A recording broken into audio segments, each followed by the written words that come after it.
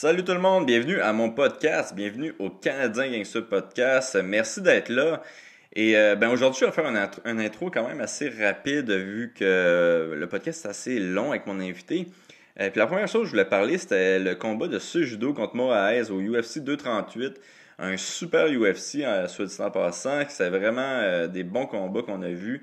Puis Cejudo qui a gagné, qui a perdu le premier round, qui s'est fait quand même malmener et qui a réussi à revenir vraiment à une belle performance de Cejudo. Écoute, je pense qu'il a gagné pas mal de fans durant ce combat-là, même si c'est l'homme le plus awkward en ville. Disons que sa personnalité, c'est pas pour tout le monde, mais en tant qu'athlète, c'est vraiment c'est vraiment plaisant le regarder se battre. Moi, j'ai eu beaucoup de fun à regarder ce combat-là. Puis là, c'est vraiment trois belles performances qu'il fait. Puis je pense que il va devenir de plus en plus gros, même si c'est l'homme le plus awkward au monde.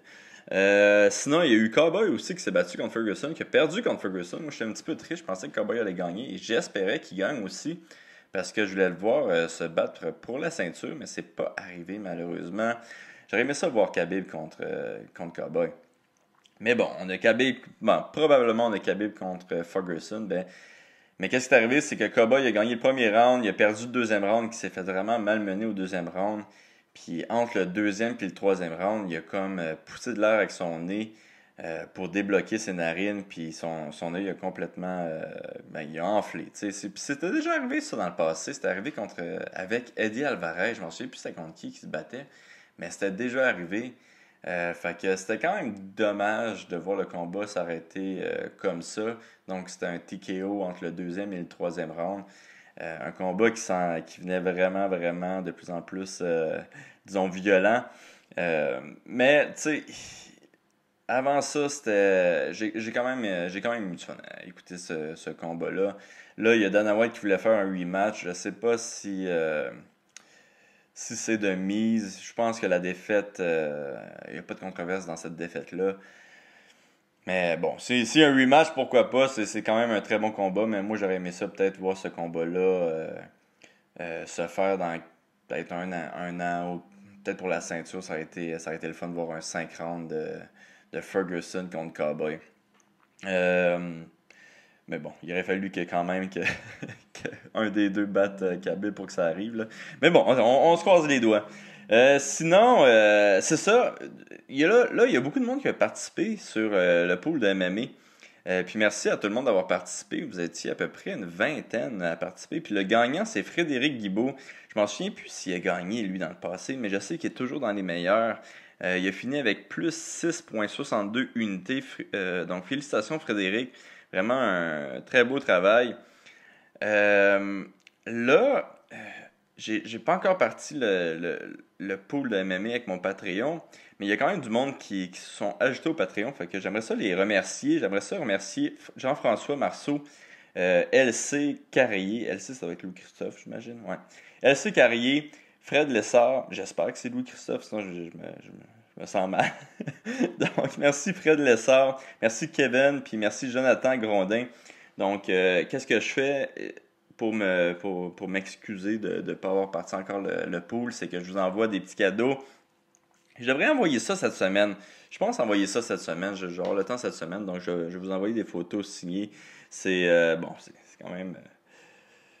c'est pas nul comme cadeau, mais c'est ça que j'ai. Fait que c'est ça. Si vous voulez m'encourager, allez sur mon Patreon. Je vais vous envoyer une lettre avec des belles photos signées.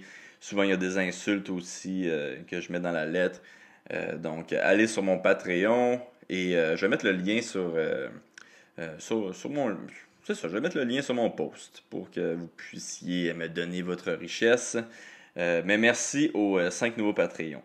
Sinon, j'ai-tu de quoi d'autre? Oui, Rory a gagné hier. Super content. Beau travail, Rory, qui s'est battu contre Neiman Gracie. Puis qui a quand même dominé Neiman, mais Neiman, il a été dangereux tout le long du combat. Il a amené Rory quelques fois au sol, puis surtout au début du combat, là, c'était vraiment très dangereux avec la clé du genou au début du combat. Je pense que je sais pas si c'est au début en fait. Je me souviens plus si c'était le premier ou le deuxième round. En tout cas, il y a une clé de genou puis un halo qui ont vraiment pas assez proche de passer pour Niemann. Puis ben, tu voyais que Rory a beaucoup, beaucoup d'expérience. Écoute, une très belle performance de Rory. C'est pas le même Rory qu'on voyait dans l'UFC il y a quelques années, mais son niveau est tellement à des années-lumière.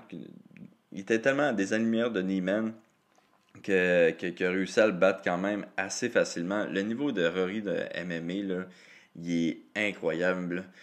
En tout cas, moi, ça m'a impressionné, surtout au 5e round, quand il s'est fait full mount par Niemann. Puis Niemann, qui est un des meilleurs combattants de Jiu-Jitsu là, dans le monde. Puis, écoute, il n'a jamais été en danger, même s'il était en full mount. Là. Donc, félicitations à Rory. Puis là, son prochain combat, ça va être contre Douglas Lima. La revanche, ça va être un combat super difficile. Puis c'est pour le 1 million de dollars. Donc, on va quand même lui souhaiter bonne chance à Rory. Je m'en souviens plus c'est dans combien de temps ça. Ça doit être dans quelques mois. Ouais, c'est ça. Le prochain combat, c'est contre Douglas Lima. Sinon, il y a eu Dylan Danis, qui a gagné son 2e combat pro. Félicitations à lui. Là, il y a call out John Jones aussi, je pense. Il y a quand même des big balls, là.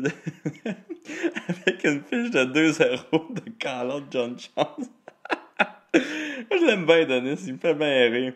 Puis sinon, il y a aussi Aaron Pico qui s'est battu, qui a perdu encore. Hey, c'est malade, ça. Je pense qu'il est maudit, Aaron Pico. Si vous savez pas c'est qui Aaron Pico, c'est probablement le prospect qui avait le plus de talent depuis vraiment, vraiment longtemps. Là, il est rendu 4-3. Il y a eu 2 défaites de suite. Puis je pense qu'il n'a jamais perdu un combat contre un gars meilleur que lui. Il était en tout cas, selon moi, il était toujours meilleur que ses adversaires. Puis, écoute, on va quand même donner du crédit à ses adversaires. Là. Ils ont trouvé un moyen de gagner contre Pico. Mais Pico, il est vraiment techniquement incroyable. En tout cas, moi, je trouve ça quasiment triste de voir qu'il est rendu 4-3. Là. J'espère que quand même il va revenir parce que ça fait quand même 2 KO de suite qui se fait faire, là, tu sais. Fait que j'espère qu'il va pas j'espère qu'il va pas avoir trop de séquelles, là. En tout cas, j'espère le revoir aussi. C'est vraiment un plaisir de le voir se battre. Il est vraiment, vraiment très bon. C'est juste dommage. On dirait qu'il est maudit. On dirait qu'il y a quelqu'un à quelque part qui l'aime pas ou puis qui fait du vaudou avec Pico. C'est ça. Hey, j'ai fini mon... Hey, c'était long, finalement, comme intro. Aujourd'hui, je reçois un gars qui s'appelle Benoît Léger. Ouais, c'est Benoît Léger que j'ai eu cette semaine. Puis Benoît Léger, c'est un combattant médiéval. Je sais pas si c'est ça qu'on dit. En tout cas, il se bat... il fait des combats médiévals. Puis c'est quoi des combats? C'est pas avec les épées en mousse, là. C'est vraiment, il est en full gear, il est en full plate, en armure. Puis il se bat avec des vraies armes, là, des vraies épées, des vrais marteaux, des vraies haches. Donc moi j'ai trouvé ça super intéressant. Vous allez voir que mon côté geek un peu dans ce podcast-là. Puis merci à Benoît d'être venu. C'était très très cool. Et c'était différent. C'est ça qui était le fun. C'est pour ça que j'aime ça faire ce podcast-là. C'est toujours du monde différent. Puis j'apprends plein d'affaires à chaque fois. Donc c'est ça. Benoît, un combattant de médiéval. Yes. Bon podcast à tous et à la semaine prochaine. Dans 2 semaines. Ouais, 2 semaines. Je sais pas pourquoi je dis ça là. C'est même pas la fin du podcast. En tout cas, c'est ça. Bon podcast. Ciao. Olivier, the Canadian gangster, Open Mercier! I just wanted to be a Canadian gangster. That's it. I mean, dude, I have a stash. I say sorry. I cry. I don't give a fuck, man. People think I'm local. It's just the beginning. I'm telling you the truth. It's just the beginning. Yeah, you know, it's done. I mean... Hey, salut tout le monde. Bienvenue au Canadien Gangster Podcast. Aujourd'hui, super content de recevoir Benoît. Puis la raison pour laquelle je suis content de te recevoir, c'est parce qu'on va parler de mon après-carrière. Puis, fait que j'aimerais ça que tu nous expliques en premier, c'est quoi le nom du sport que tu pratiques et aussi les règles puis les sortes de combats que tu peux faire dans ton sport. OK. Moi, ce que je pratique comme sport, c'est ce qu'on va appeler Medieval Combat ou le combat médiéval. Le combat médiéval, c'est pas un paquet de monde qui se prennent pour des elfes sur le Mont-Royal. Dans ce cas-ci, c'est un sport organisé Qu'est-ce que tu as contre le monde qui se prenne comme... Absolument aucun problème. Ils ont le droit. Ils ont bien du fun. Ils sont très drôles à voir. Puis c'est une bonne base de recrutement pour nous autres. Puis c'est beaucoup de nos fans. Mais c'est pour faire très clairement la différence avec les gens qui font ça. Dans le sens que nous autres, c'est un sport organisé, comme la boxe, comme le judo, tous les restes. Mais c'est plusieurs disciplines. On va détailler ça en les disciplines de groupe, les disciplines individuelles, qu'on va appeler duel. Le duel, on a 3 sortes de duels. Masculin et féminin, là, sont dans les 2. On a l'épée et bouclier, où les règles sont très simples. On fait des points à chaque fois que l'épée frappe avec le tranchant avec assez de force sur l'adversaire, pas sur son bouclier, mais sur son corps, sa tête, ses jambes, ses Un bras. petit peu comment il comptait les points avant en boxe. Un peu, exactement, comme en boxe amateur. C'est beaucoup plus amateur à ce niveau-là. Puis c'est sur 3 rounds d'1 minute. C'est le premier qui gagne 2 rounds. Si tu as gagné 2 premiers, on ne fera pas le 3e, ça ne donne rien. C'est 2 de 3. Puis si tu as des nuls, ça va jusqu'à temps qu'on ait quelqu'un qui a 2 victoires. OK, comment ça fonctionne? C'est vraiment, tu vas savoir les points après chaque round. Donc, tu vas savoir... Tu ne les sais pas après chaque round. Ils ont dit tu fais un autre round, tu fais un autre round. Puis quand tu as gagné 2 rounds, les arbitres enlèvent les casses, annoncent le gagnant. OK, je comprends. Très, très simple. C'est une surprise. On ne veut pas que tu saches si tu as un autre round. On veut que tu te prépares toujours comme s'il y en avait un autre. Après ça, on a épée longue, qui est une épée à 2 mains qui varie entre 1,20 m par 1,50 m, qui va peser entre 1,6 et 2, quelques kilos. Donc, ça commence à cogner. Puis là, pour rajouter un petit peu de piquant dans tout ça, on a d'autres coups de poing, coups de pied. Compte pas pour des points, seulement les coups avec les tranchants et les pommeaux, c'est-à-dire si on regarde ça ici, j'ai le droit de m'en servir, de le mettre d'en face, d'un bras, de frapper avec pleine puissance.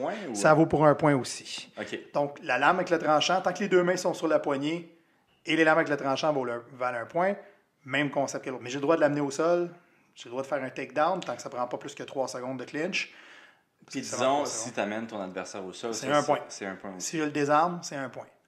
Et la dernière catégorie, nous autres, on dit plus le temps, c'est pour ceux qui aiment manger des crayons de tir, parce que tu perds ton cerveau, c'est avec ce qu'on va appeler un polearm ou une hallebarde. C'est-à-dire c'est une hache sur un bâton d'à peu près 6 pieds. Deux personnes avec une hache. Chacun avec une hache de 6 pieds. On s'entend quand tu manges... Ça fait un vrai sport. C'est des brain damage en série. C'est pour ça qu'on a une série qui s'appelle Crayon Powered Memes, parce qu'en même temps, les hallebardiers mangent des crayons de tir.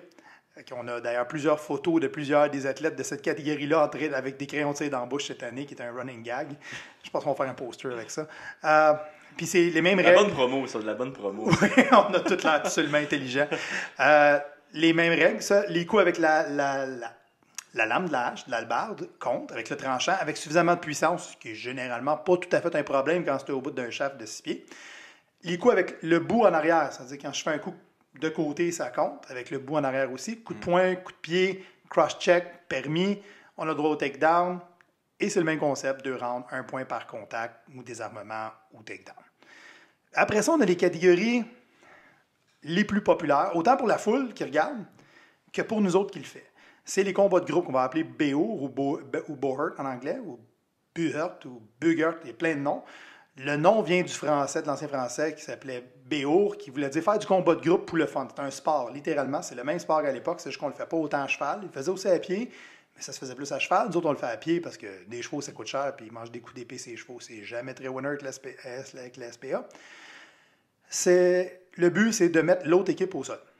Okay. Les équipes vont être de 3 contre 3, 5 contre 5, 10 contre 10. À peu près tout est permis, sauf quelques techniques qu'on ne permet pas. Genre, on n'a pas le droit de frapper dans l'entrejambe, pas le droit de frapper les pieds, pas le droit de frapper en arrière des genoux.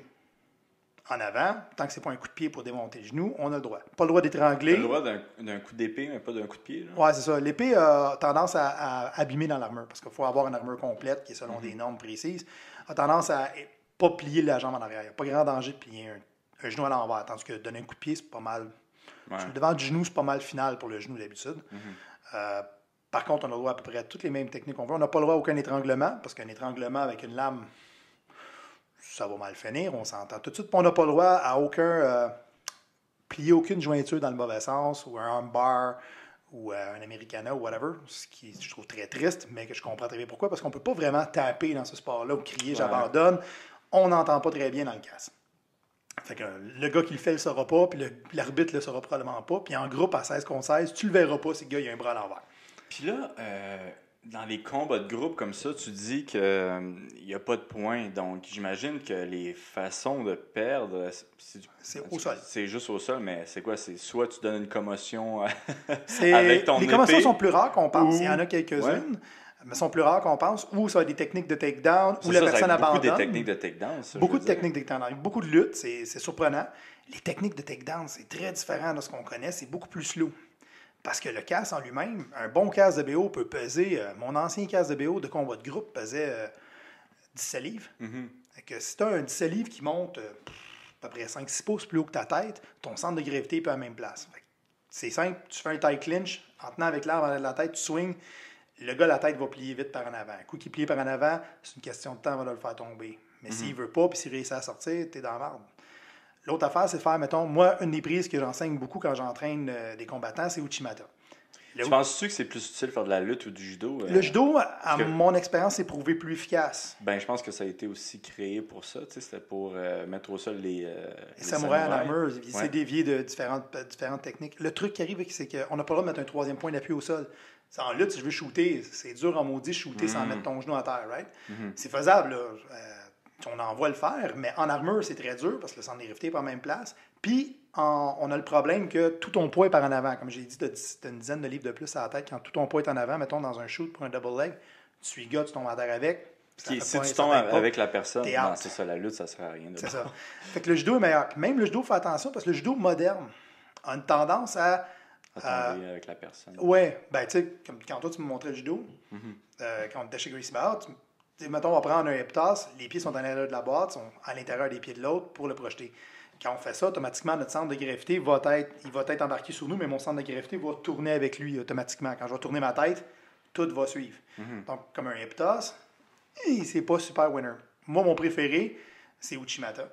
Mais Uchimata, on a été obligé de le modifier parce qu'on était un gars de judo, un gars de jiu-jitsu, puis à toutes les fois qu'on le faisait, on suivait le gars au sol. À toutes les fois. Puis là, l'équipe dit, ouais, tu es bien beau, tu l'as pitché dans les airs, mais tu l'as suivi, ça donne absolument rien. Fait que ton centre, tu es beaucoup plus décalé vers l'extérieur. Tes hanches, tu vas être un peu plus avancé par rapport à lui, fait qu'il va tomber de façon moins explosive, moins décisive. Des fois, même, il va plus perdre un petit peu l'équilibre, il faut que tu finisses la job en tapant dessus. Ce qui est toujours plaisant. Là. Il est à moitié en train de tomber, tu lui donnes 2-3 claques pour qu'il tombe, c'est toujours drôle. Ouais, on aime tous ça. On aime toujours le faire pour le recevoir. Là. Mais c'est ça. Donc, les manœuvres vont être un peu décalées, complètement différentes. Fait qu'il y a beaucoup de lutte qui va s'appliquer. Il y a beaucoup de travail d'équipe parce que, genre, on en fait tomber un, puis après ça, il faut faire tomber le reste. Mais là, à ce moment-là, on peut être 2 sur 1. C'est un effet domino où on va amener les personnes au sol. L'autre truc qui marche très bien, puis ça, c'est une spécialité de l'équipe canadienne et l'équipe québécoise mondiale, au niveau mondial, c'est le cross-check. Parce que vu que tu es dans un grand terrain de 20 mètres par 30 mètres, c'est facile de perdre un gars de vue, surtout dans les casques, parce que la vision est limitée. Puis là, tu cours, puis tu le cross-check en arrière de la tête. Complètement illégal au hockey, mais tout à fait légal pour nous autres. Okay, fait qu'on est des salles là, au Canada et au Québec. On est reconnu pour ça. Mais le plus sale, si tu as la chance d'aller voir sur YouTube, va chercher le French Ninja. C'est un petit Français du nom d'Adrien. C'est un petit Français. Adrien, j'ai pas dit ça pour de vrai. Parce que je sais. J'ai dit que je vais être là, je vais me faire. Non, lui, c'est parce qu'il est plus petit que la moyenne, 5 pieds 10 à peu près, très, très en forme. Et d'une explosion, le gars passe en dessous. Tu cours vers lui, il se penche, tu passes par-dessus. Là. C'est ça, mouton. Okay. Il est incroyable, là, il est partout. Il est très, très rapide. C'est l'exemple comme quoi, quand tu es petit dans ce sport-là, tu n'es pas obligé d'être gros pour être excessivement dangereux. Oui, mais y a-tu des gars comme The Mountain? Là? Oui, ça en prend. Dans ce sport-là, le poids et la grandeur, encore plus la grandeur, à mon goût à moi, là, est un énorme avantage. Parce que, comme j'ai dit, le problème, c'est ton centre de gravité, probablement, il est beaucoup plus haut. Fait que quelqu'un qui est grand, 6 pieds 1, te pointe par la tête dans un tie clinch, ta journée est longue. Moi, j'ai découvert vite que j'étais petit. Puis, y a-tu des stratégies, justement, par rapport à ça? Est-ce que vous prenez, par exemple, un gars vraiment plus gros qui va attirer... Là, je parle quasiment de World of Warcraft, là, mais comme un tank, tu sais, le gars l'appelle un tank, d'ailleurs. Ouais, c'est ça. Vous allez prendre ce gars-là pour vraiment qu'il attire l'attention, qu'il fasse un petit peu le KO, puis les autres, par exemple, à l'extérieur, vont essayer d'amener les... En 5 contre 5, l'équipe québécoise de 5 contre 5, nos meilleures années, on était, moi, je pense que c'est à cause de mon expérience de jiu-jitsu, j'étais capable d'arrêter le monde. Je n'étais pas capable de les mettre à terre, mais je pouvais arrêter des gars beaucoup plus gros que moi pendant longtemps. Moi, un de mes collègues, Andrew, puis un autre, on allait se mettre ensemble, on allait faire une aile de 3 gars qui allaient suivre un côté de la clôture, parce que c'est des clôtures qui font à peu près 5 pieds sur les côtés. Puis on avait 2 autres qui allaient justement jouer les cross-checks ou aller attaquer dans le dos, essayer de faire des trucs comme ça. Puis automatiquement, quand tu as 3 qui marchent le long d'une clôture, ben tu n'as pas le choix de t'en occuper quand tu as 3 gars de moyenne de 200 livres qui s'emmènent d'un bar. tu n'as pas le choix de jeter les hommes dessus pour les ralentir parce que s'ils se ramassent dans ton dos, c'est game over en quelques secondes. Fait que l'attraction, justement, ça attirait l'attention, puis nous autres, on pouvait les retenir. Notre job principal, c'est on les poussait vers Andrew, qui est un gars de 6 pieds 5. Lui, il en poignait 2, il les tenait par les bras, puis il s'accotait dans la clôture, puis il attendait juste que nous autres, on vienne leur faire mal. OK. C'est-à-dire que nous autres, on arrivait avec nos jouets en arrière, puis on frappait dans les cuisses, les endroits où c'est qu'il n'y a pas d'armure, parce que sinon, ton armure ne bougerait pas. Puis on leur faisait mal jusqu'à temps que le gars ait envie de tomber. C'est sale, mais c'est légal et ça fonctionne très, très bien. Dans les dernières années, ce genre de tactique-là, ils ont réalisé que généralement, comme n'importe quoi, c'est comme le hockey, à un moment donné, la trappe ne marche plus, on invente d'autres techniques. C'est la même chose. Ils ont réalisé qu'on faisait ça. Et là, ils ont décidé d'ignorer les 3 puis de dropper les 2, puis là, on se ramassait à 5 contre 3. Fait que ça a comme moins marché, mais il y a encore beaucoup, beaucoup de gros. Ça sert très bien pour ça. L'autre affaire qui arrive d'un gros, c'est justement, ça peut immobiliser une grosse partie ou, justement, immobiliser 1 ou 2 gars à la fois pendant que les autres, on peut avoir le jeu libre pour se mettre à 2 contre un plus fragile, disons, ou un plus petit, s'en débarrasser, puis après ça, on peut s'occuper de l'autre. C'est une des tactiques courantes. Fait qu'on a des gros monstres. Je pense que toute l'équipe a son gros monstre. Nous autres, on en avait 2. On a Dominique, qui est, je sais pas sa grandeur, mais il est plus grand, puis il doit faire 300 livres facile d'homme. C'est un monstre. Fait que s'il te pogne par la tête, c'est fini. Quand j'arrive contre la Finlande, qui est une équipe montante en ce moment, on a monsieur, je ne dirais pas son nom, Enevald, je ne dirais pas son nom de famille, il y a trop de voyelles là-dedans, qui fait 6 pieds 4 l'année passée. J'étais tout content parce que j'ai fait un CO Inagé de l'enfer. T'as fait des ponts Inagé? Oui. Nice. Un superbe. Et quand je l'ai vu revoler, il est très, très grand. C'est un grand meg. Pendant qu'il revolait, j'ai juste vu 2 bras se fermer derrière mon épaule. Je fais « Oh non! » Je suis tombé avec lui. Il n'était pas au sol. J'ai juste vu ses bras m'entourer. Je fais « Ah, là, je suis dans la merde. » Fait que c'est justement, des grands ont un énorme avantage pour ça. Chaque équipe en a un. À part l'Ukraine, qui est vraiment l'équipe présentement top mondiale là, à l'IMCF, au championnat mondial, je pense que le plus gros fait 90 kilos. De temps en temps, il en sort un. Il y en a un gigantesque, mais il ne sort pas souvent parce qu'il a de la misère à marcher. Il y a un problème de genou. Fait qu'il est juste dangereux parce qu'il t'accote dans le coin et il frappe, ta tête veut décrocher, mais sinon, il ne peut pas se déplacer, fait que tu es safe. La France, Sylvain Liénard, il fait 6 pieds 5. C'est un monstre, c'est un entraîneur dans un gym qui est capable de tuer et capable de faire ça. La fin de semaine, il va. Oui, il prend une hache et il assomme du monde pour le fun. C'est surprenant. Quand tu rencontres les gens, on a des médecins, on a toutes sortes Ben ça, moi, je trouve ça drôle d'imaginer ces personnes-là, prendre des petits œufs le matin, un petit café, enfiler leur armure, aller se battre dans l'arène. C'est tout un feeling. En plus, de toute façon, on le vit dans le jiu-jitsu, on le vit dans le MMA. Il y a quand même une confrérie entre les combattants. Ouais, dans celle-là, on est un sport plus pauvre, on est un sport montant, émergent. Il doit y avoir une plus grosse confrérie, vu justement qu'il n'y a pas tant d'argent que ça dans le sport. C'est incroyable. L'amitié entre les gens. Écoute, on s'entretue, puis après ça, on essaie de s'entretuer, puis après ça, on s'invite à souper. Là. C'est vraiment très proche. C'est une confrérie vraiment très, très proche. C'est vraiment unique en soi. Là. Je pourrais dire, je suis rendu à un point où je voyage partout dans le monde pour justement organiser ces tournois-là. Puis, pas souvent, j'ai une soirée tout seul. Peu importe où je vais dans le monde. Puis ça, c'est quand il n'y a pas d'autres monde qui se déplacent pour venir me voir où est-ce que je suis. On est plusieurs qui vont se rejoindre un peu partout en Europe pour aller faire des tournois en Europe. Moi, je me suis battu en Europe, un peu partout, au Japon, en Argentine, partout en Amérique du Nord. L'équipe japonaise, c'est-tu des samouraïs? On en a. Écoute, ça, c'est la partie qui est drôle. L'équipe japonaise, c'est un mélange d'armure. Parce qu'au Japon, ils ont beaucoup de difficultés à obtenir l'armure. Nous autres, on a de la misère en Amérique du Nord. Au Japon, ils reçoivent, puis on règle. Si l'armure rentre au Japon, même si elle n'est pas bonne, on va faire de quoi avec, parce qu'on ne peut pas la renvoyer, on ne la reverra jamais. Fait que, ils ont des mélanges. Il y a des gens qui vont prendre des armures européennes, puis il y en a qui vont prendre des armures de samouraï. Il y en a un dans le lot, Kiyosuke. Très bon gars, qui a l'armure de son arrière-grand-père. Tu me niaises. Et la première fois qu'il venait avec, nous autres, on est là presque à genoux en train de faire des salamecs, puis on lui demande, mais pourquoi tu portes ça? Mais il dit, l'armure fait, pourquoi elle a été faite? L'armure est heureuse. On a fait, OK, tu peux être plus cliché, mais plus cool que ça, là? On recule d'un pas. C'est genre la meilleure réponse qu'il a pu donner. Et puis, personnellement, il m'énerve ce petit maudit-là, là, parce qu'il est vraiment bon. Ouais. Il est vraiment... Puis son armure... Ben, j'espère que son armure est tellement bonne. Son armure est tellement lourde. En fait, ça date des armures qui ont été faites avec l'arme à feu en tête. Fait qu'elle est tellement lourde. C'est comme 2 épaisseurs de métal, le casque. Mais ça, c'est... Ouais, je vais pouvoir l'attraper puis y faire mal. Mais tu peux pas y faire mal en le frappant, donc ça donne absolument rien. Tu peux frapper dessus comme un taré. Là. T'en as un autre, Tanaka, qui est un très bon ami, qui lui est instructeur de kendo depuis plus de 18 ans. C'est un des très très bons au Japon, gagne des tournois en kendo. et qui se bat avec une armure de samouraï qui est faite pour lui, là, qui est faite modernement, qui est assez hallucinant. En fait, ce qui est très particulier des Japonais, quand on se bat, eux autres, ils ont des locales tout petits. À toute fois que je vois là, il n'y a pas de place. Ce qui me rend très heureux en tant qu'ex-gars de Jiu-Jitsu. Là. Je suis content de ne pas avoir à penser à tout ce qui peut attaquer sur tous les côtés. J'ai me concentrer sur le gars en avant.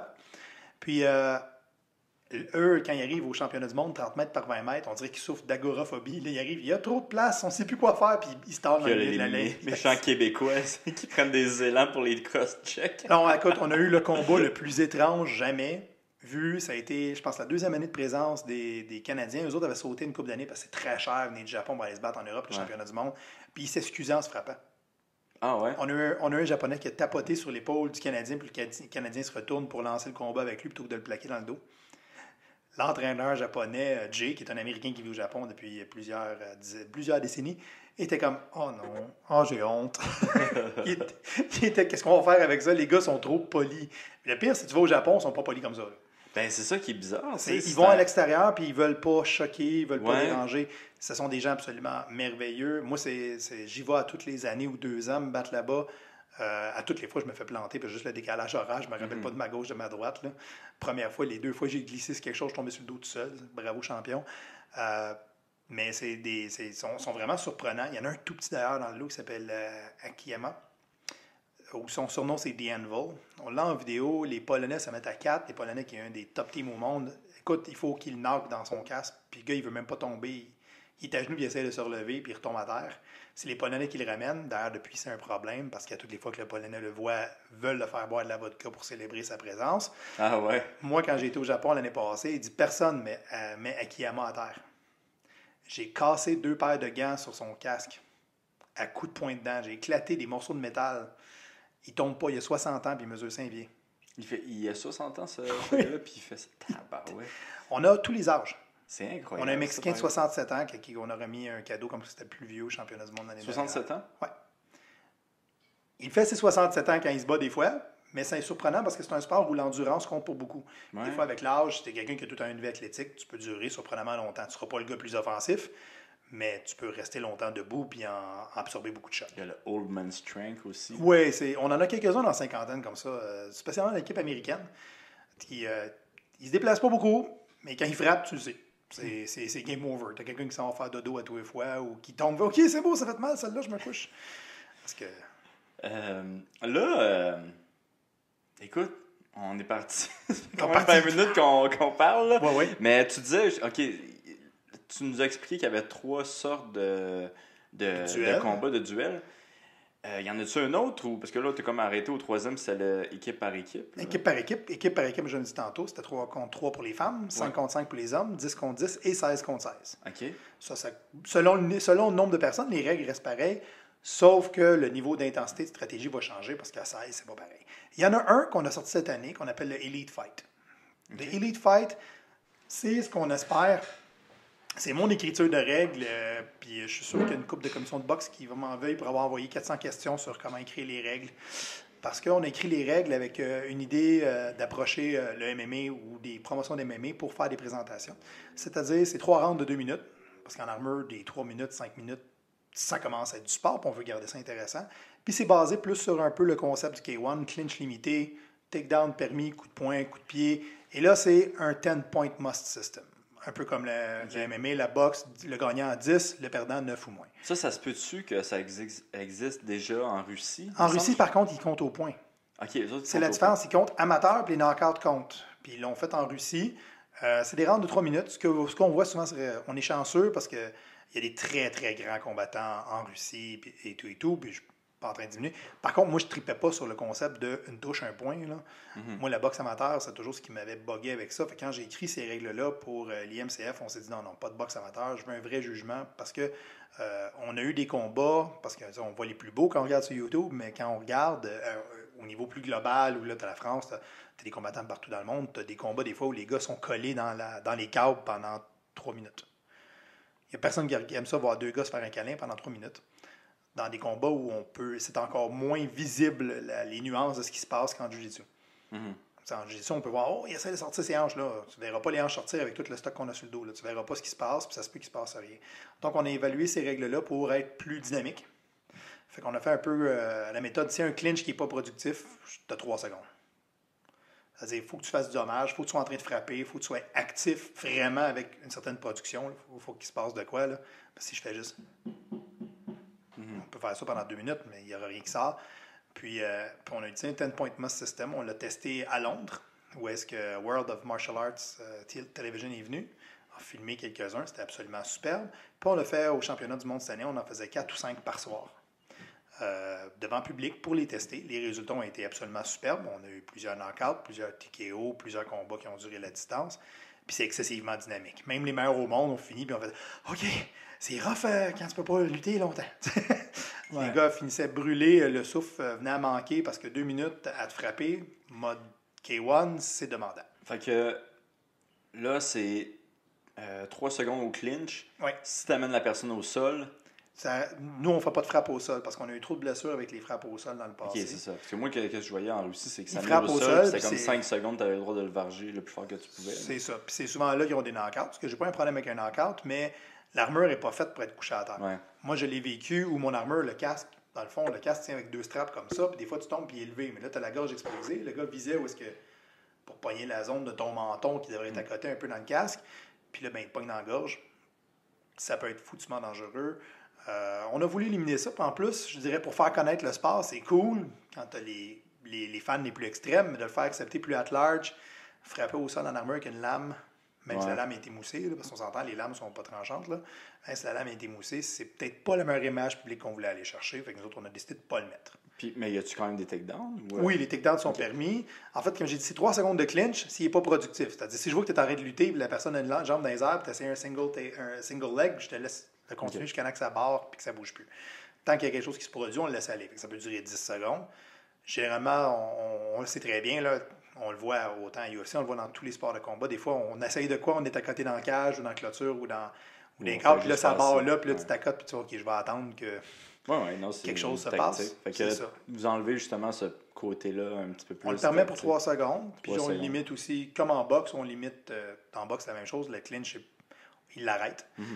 Puis le même concept, K1 à un moment donné avait utilisé une règle comme ça parce que Bouaka manquait trop de monde avec ses genoux. Là. Il avait limité les clinches où il ne donnait pas permission aux genoux s'il ne clinchait pas. Il avait Je joué. savais même pas que c'était pour ça qu'il avait mis ça. C'est pas pour ça, mais c'est après gagner un tournoi, après knocker tout le monde à coups de genoux, que soudainement les clinches avaient été limités. C'était étrange, là, c'est par pur hasard. Là, on peut parler de conspiration là-dessus, mais bon. Fait que nous autres, on a décidé de le limiter à 3 secondes quand c'était pas productif. Question de forcer les gens à bouger plus, puis de montrer une image plus vive du sport, puis ça a vraiment très bien marché. Là. Les combats de ça bouge. Fait que ça, c'est la nouvelle... c'est la nouvelle formule. La nouvelle formule qui se passe dans les championnats du monde. Puis là, les championnats du monde, c'est où que ça se passe, ça?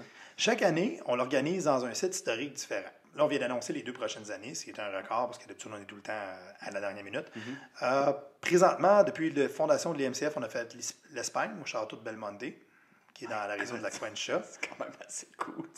Oui, en passant, les gens, ce château-là, c'est absolument superbe.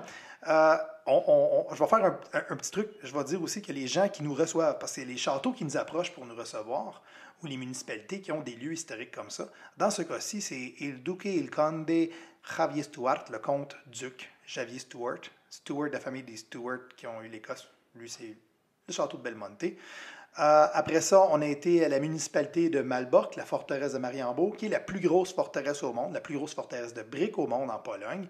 Ça avait été superbe, ça a été iconique comme image. On a eu une tempête de grêle, puis on s'est battu pareil. Les 2 écrans géants, les équipes de cinéma hallucinantes et tout le reste.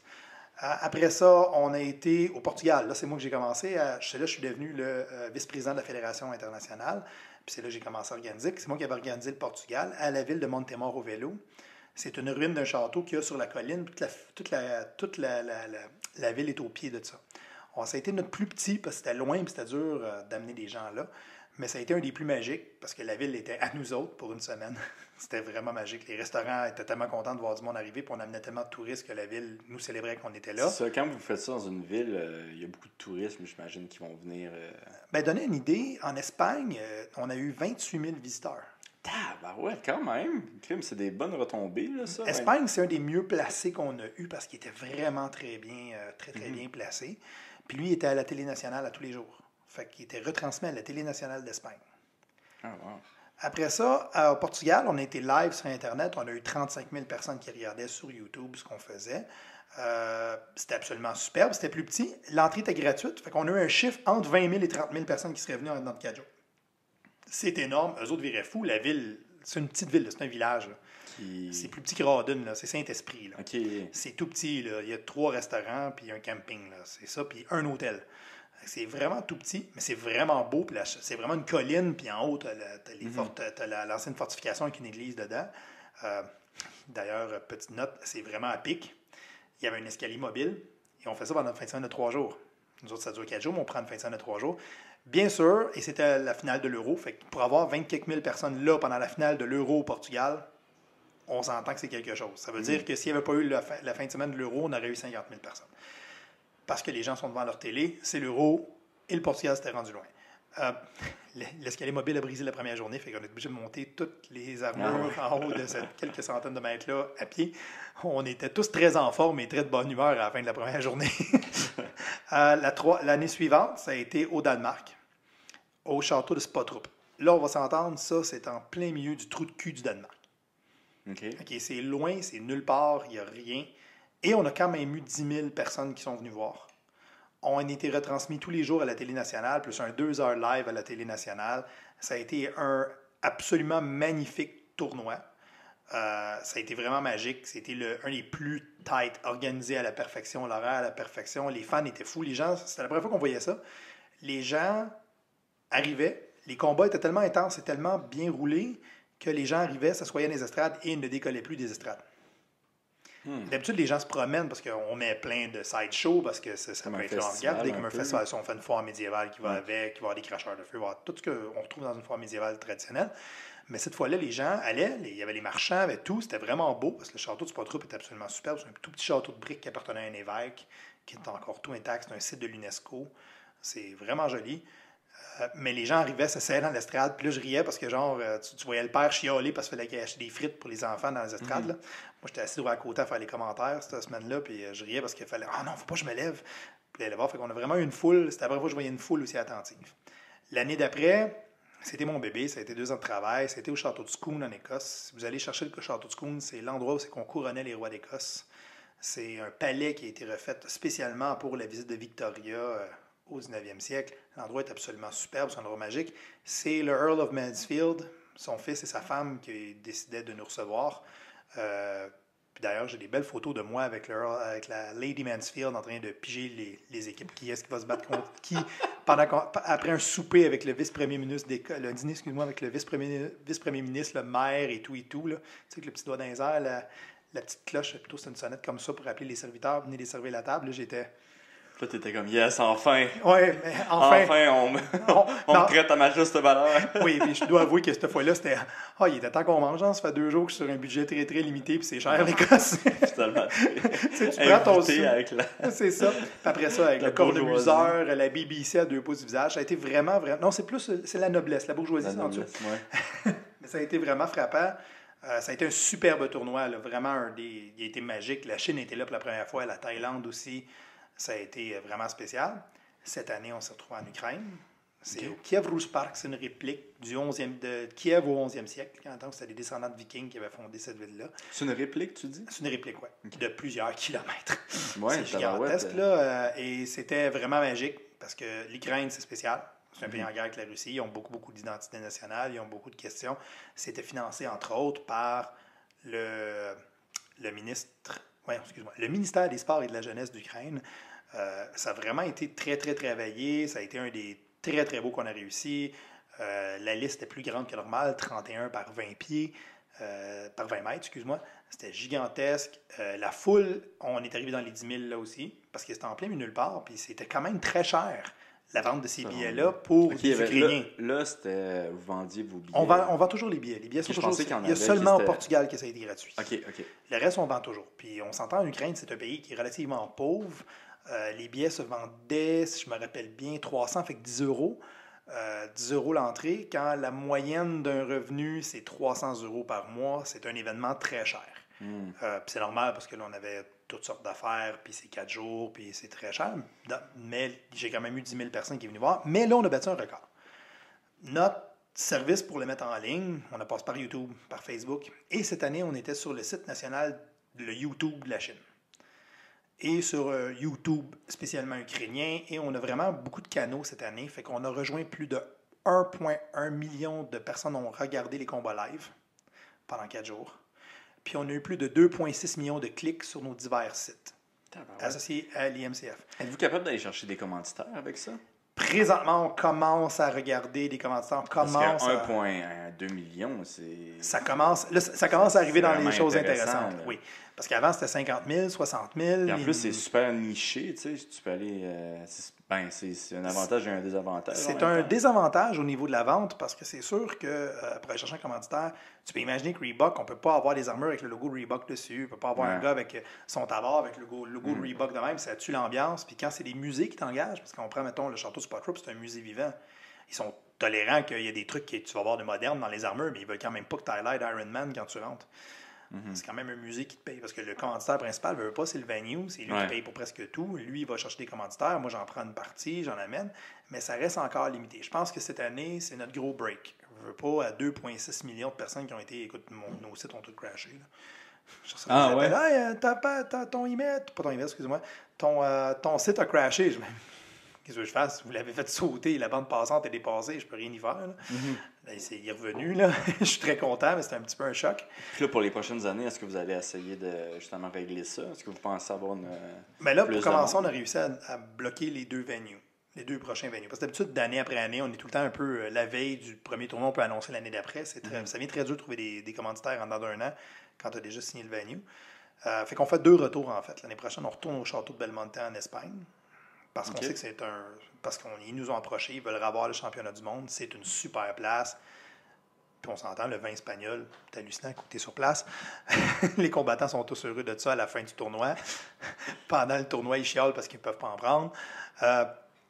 Bref, c'est ça, on a pris ça. Puis le retour aussi à Malbork pour les 2 prochaines années. Puis là, on travaille sur les 2 années suivantes. Déjà, d'avoir les 2 prochaines vont beaucoup nous aider à approcher. Là. Ça, c'est ma job des prochaines semaines. Là, les commanditaires. Approcher les commanditaires, parce qu'approcher pour un événement une fois aux années, puis tu ne peux pas rien garantir, c'est dur de vendre. J'ai plusieurs commanditaires qui m'avaient dit si tu en avais 2-3 d'avance, on serait peut-être intéressé. C'est pas rentré dans l'oreille d'un sourd. On a réussi à le faire 2 d'avance. Le 3e, on devrait avoir une réponse. Je ne peux pas dire c'est où encore.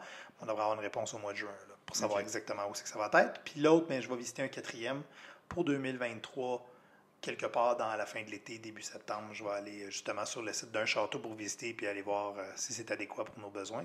Fait qu'on aurait une autre place que ça. Avec, je ne peux pas en parler avant que ce soit fait. Puis est-ce que tu penses que ce serait possible d'en avoir un, par exemple, au Québec ou au Canada? Mon gros... il y a des tournois un peu partout au Québec, au Canada. On est encore petit. Ce qui arrive ici, c'est... Au Québec, le jiu-jitsu est illégal. T'imagines juste que quelqu'un porte plainte parce qu'on se frappe avec des couteaux en pleine face. À toutes les fois, je dis, si quelqu'un appelle pour porter plainte, là, oh God, on est dans la merde. Fait que bref, on fait ça un petit peu underground. Moi, je suis un petit peu tanné qu'on soit underground. Je préférais quasiment avoir la plainte et dire oui, mais on est hot parce qu'on existe. Tu sais, des fois, parlez-moi en bien, parlez-moi en mal. Tant qu'on parle de moi. Mais dans le cas actuel, j'ai pas non plus le goût d'avoir l'étiquette ou le... Ben ouais, c'est ça. Parce que ça reste que je suis pas mal sûr qu'au cas de criminel, frapper quelqu'un avec une hache, c'est pas full permis. Ben, en Ukraine, ça a l'air permis. En Ukraine, c'est permis. En Finlande aussi, c'est devant le comité olympique de Finlande, présentement. Qu'eux autres vont essayer peut-être de le proposer au comité olympique. Moi, j'ai peur qu'ils fassent comme avec le judo et qu'ils nous interdisent plein d'affaires, mais bon, on verra. C'est clair que ça va faire ça. Là. Ah oui, parce que se frapper en arrière de la tête avec des haches, c'est jamais winner. Là. Ben, c'est relatif. Ça dépend pour qui. Ouais, nous autres, on trouve ça très winner. On est plusieurs milliers dans le monde qui trouvent ça winner. Là. Mais bon, apparemment, il y a 1,1 million de personnes aussi qui trouvaient ça assez intéressant. Fait que le défi pour les prochaines années, ce serait que ça soit légal au Québec, là, en fait. Là, Oui, au Québec, que ce soit légal et que surtout, avant que ce soit légal, il faut que ce soit reconnu. Parce que même si c'est légal, là, on est chanceux. Aujourd'hui, il était supposé, c'est repoussé, avoir une motion qui permettait d'avoir des équipes nationales au Québec. Le gouvernement du Québec allait voter, voir... Qu'est-ce que tu veux dire? Présentement... C'est illégal d'avoir des équipes nationales? Non, il n'y a pas d'équipe nationale. Les équipes nationales appartiennent... C'est Judo-Canada, l'équipe nationale. On a une équipe du Québec, mais elle ne peut pas être plus haute que celle du Canada. Okay. Nous autres, dans notre sport, vu qu'on n'existait pas, puis à la fondation du sport, le Canada n'avait même pas un fighter. Fait qu'on était une petite bande de Québécois qui a voulu y aller.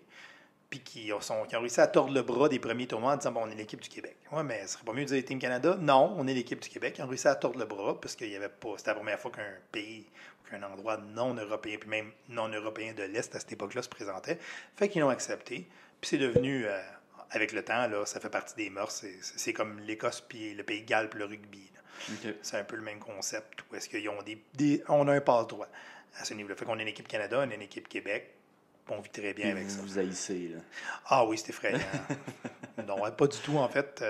À part la gang de l'Ontario, il n'y a personne qui les aime, mais ça, c'est pas pareil. Mais est-ce qu'il y a une équipe Canada ou il y en a plusieurs équipes Canada? En fait, ce qui arrive, c'est que qu'au chaque niveau équipe, local... c'est comme équipe Toronto, équipe Ontario. En fait, ce qui arrive même au Québec, on est 4 équipes en réalité. OK. On a, 1, 2, 3, ouais, ça, 4. On est 4, presque 5 équipes en ce moment. Au Québec, parce qu'on se bat, on va pas se battre Team Québec contre Team Québec, ça vient un peu plate, puis ça vient mélangeant quand on regarde les uniformes des gars. Fait qu'on a comme 2 équipes à Montréal, une équipe et demie à Québec, je pense qu'on est rendu 2 maintenant. On a une équipe à Trois-Rivières, puis quand on se rencontre, on met nos équipes locales. Le Canada, c'est la même chose, il y a une équipe en Ontario, il y a une équipe au Yukon, il y a une équipe en Alberta, puis il y a une équipe montante à Vancouver. Le problème qu'on a au Canada, c'est simple, là. C'est loin les uns des autres en soufflet, là. Surtout quand le plus gros de l'équipe nationale est basé au Yukon, à aller se battre avec eux oui, autres. c'est bien drôle, ça. Ils se font pas achaler là-bas, ils se frappent avec des haches, personne ne sait ils sont où. J'avoue, c'est un bon point, ça. Mais non, c'est ça, là, une équipe quand même assez importante, les White Wolves. Les White Wolves, en plus, ils s'appellent? Oui. My God. Ah, ils font exprès, là. Même moi, j'ai peur, là. Il n'y a pas à avoir peur. D'ailleurs, on trouve ça très drôle parce que les 2 chefs, c'est Land Pearson et Lake Pearson. Salut Land. Je suis sûr qu'il va regarder et il va me demander tu peux-tu traduire s'il vous plaît quand il va le voir. Fait que ça va être très drôle. Mais non, c'est ça, c'est très réparti. Donc, on a vraiment splitté en 2. Bon, là-dedans, on pourrait embarquer la question nationaliste, pas nationaliste. On va se tenir loin de ces questions-là. Ça ne nous tente pas de parler de politique. Écoute, mais il y a des moi, depuis que j'ai séparatistes changé mon nom, là, il y en a qui... je me fais envoyer des messages de haine des fois. En fait, tout ça, moi, je me fais envoyer des messages de haine de l'autre côté. Ah ouais, pour de vrai? Ah oui, cette année, ça a battu des records. Là. Merci à l'Ontario pour tous les messages, parce que je suis arrivé en tant que Québécois, puis on fait des jokes parce que à l'IMCF, tous les autres commentateurs anglophones m'appellent le Québécois parce qu'ils sont pas capables de dire québécois. OK. Puis la dernière c'est fois, quoi? C'est des messages privés qui t'es... Oui, le message qui est envoyé à l'IMCF, ils savent pas que... Who's the fucking Frenchie? Il should be With his Canadian. ponytail and shit. Oui, il voit pas mon ponytail dans le casque, Okay, c'est ça qui est popé. Par contre, je me suis fait littéralement me dire que je devrais me faire pendre du plus haut arbre en tant que prêtre. C'est sympathique, là. Sympathique. Des beaux petits mots d'amour, là. Puis là, toi, tu dis, es-tu vraiment game de venir me voir? Je me prenais qu'un couteau pour passer le temps. Mon passe-temps, c'est frapper sur du monde avec des haches. Ça me dérange pas, là, mais si tu veux vraiment essayer de venir me pendre, t'es mieux de te le demander. Mais crime, ça serait hot, ça, genre, viens donc me demander en duel, tu sais. Ouais, ça me tente des fois, ça me tente vraiment, mais c'est un petit peu illégal encore. Ça paraît mal, je sais pas pourquoi ça serait illégal. Ouais, ok, ouais. On est au Québec, au Canada. Viens en Ukraine, on va régler ça entre amis. C'est ça, frappe-moi avec un petit gant, là, puis on va finir ça avec un, on va finir bon ça avec duel. Un punch shield, parce que c'est ça les boucliers. Y en a-tu des fois des duels, genre 2 personnes qui se regardent, là, puis là, sont comme... Non, ça reste dans le domaine du plus des gens qui vont prendre un rôle. Nous autres, on n'a pas des rôles. Fait que si on fait ça, comme moi, j'ai un bet avec un ami australien, Jamie, où est-ce qu'on veut savoir, c'est qu'on est rendu tous les deux, l'un puis l'autre, dans notre niveau de longsword. Fait qu'on s'est dit qu'à tous les tournois, à part le championnat du monde, j'ai pas une maudite minute à moi, à part le championnat du monde, toute fois qu'on se voit, on envoie chez tout le monde, puis on se fait un combat l'un contre l'autre, peu importe l'ordre du tournoi, peu importe à quelle heure, on s'en fait un, on se fait un duel, puis le fun de se tester. Ah, c'est nice. Ça. Juste pour le fun, parce qu'on a commencé à en faire en même temps pour voir c'est qu'on est rendu. Mais c'est mon grand chum, c'était un Australien, puis j'ai vu qu'on était juste 3, j'avais personne dans mon coin quand j'ai fait mes combats cette année, fait que c'est lui qui est venu dans mon coin. La fille que j'entraîne, qui est une des meilleures au monde, qui est québécoise elle aussi, c'est Jamie, puis un autre. Moi, j'avais un Chinois puis un Australien dans mon coin. C'était très drôle. Puis quand mon bouclier a cassé, c'est une combattante suédoise qui est venue arranger mon bouclier. C'était absolument superbe. Ça, je dis, la confrérie qui est assez spéciale. Fait qu'à part ça, il n'y a pas vraiment de duel là, à proprement parler. Là. Puis est-ce que vous faites ce duel-là, genre en haut d'une colline? Non, c'est toujours dans la liste avec les arbitres, les juges et tout le reste. En haut d'une colline, au lever du soleil. Ou en arrière du rack à Bessic à 3 heures. T'as 2 choix. Puis comment ça fonctionne, les compétitions? Est-ce que c'est comme des Olympiques? Ça serait comme ça va être proche des Olympiques ou si tu en quelque part entre la Coupe du Monde et les Olympiques. OK. Dans le sens que, on va avoir une cérémonie d'ouverture. Les combats, on va choisir des poules parce qu'on est trop nombreux. Fait que faut que tu te bats contre tout le monde dans ton pool. On va, dépendant de la catégorie, pool A, B, C, D, E. Puis les 2 tops de chaque vont aller plus loin. Puis on va faire descendre en typique compétition jusqu'au bout. La catégorie, autant pour les équipes, c'est la même chose. C'est comme la Coupe du Monde, mais sur 4 jours. OK. Fait que c'est 4 jours, c'est spécial sur 4 jours, parce que c'est long 4 jours, puis des fois on vit dans des situations précaires, parce que justement on voyage bord en bord du monde. Il y en a qui couchent dans des tentes en dessus, parce que une des attractions qu'on vend en même temps, c'est l'idée que tu peux voir un camp médiéval avec les chevaliers à s'habiller. Non, c'est comme un must. Là. C'est comme un must, fait qu'il y en Ça a serait beaucoup. bizarre que tout soit futuriste. Puis... moderne. Puis même, il y a une grosse gang comme moi qui est bien rendu doudoune puis qui couche dans les hôtels. Là. Ouais. Puis que j'arrive avec une auto louée, puis il y a mon stock dedans, puis que... Avec la musique à fond. Oui. Généralement, c'est à bâton qui joue dans le tapis. Parce que tant qu'à ça, tu prends du métal médiéval suédois, ça sonne méchant, peu importe ce que tu fais. Il y a une couple de groupes comme ça en Europe de l'Est. Je comprends pas ce qu'ils disent, mais c'est métal, puis apparemment, ça parle d'épée. On va le prendre de même. Puis c'est ça, mais il y en a beaucoup qui vont, comme les Ukrainiens, les Russes, surtout les pays de l'Est ou les pays moins riches, mais qui font beaucoup de reenactment. Ils vont participer, généralement, tu as des gens qui vont recréer la vie au Moyen-Âge. Eux autres font pas ça, mais eux autres font les combats. Fait ils sont souvent à côté. Puis on va avoir des camps complets, les grosses tentes, le feu pour se faire à manger. Mais là, tu passes 4 jours à vivre dans une tente à l'humidité, puis tu te bats tous les jours. C'est surprenamment demandant, là. Surtout ça, c'est drôle, parce que passer 40 ans... dormir dans une tente humide puis se lever le matin, c'est moins hot. Tu as besoin de plus de réchauffement que l'autre à ce moment-là. Là. Puis c'est quoi les pays, les meilleurs pays? Qui est le meilleur dans...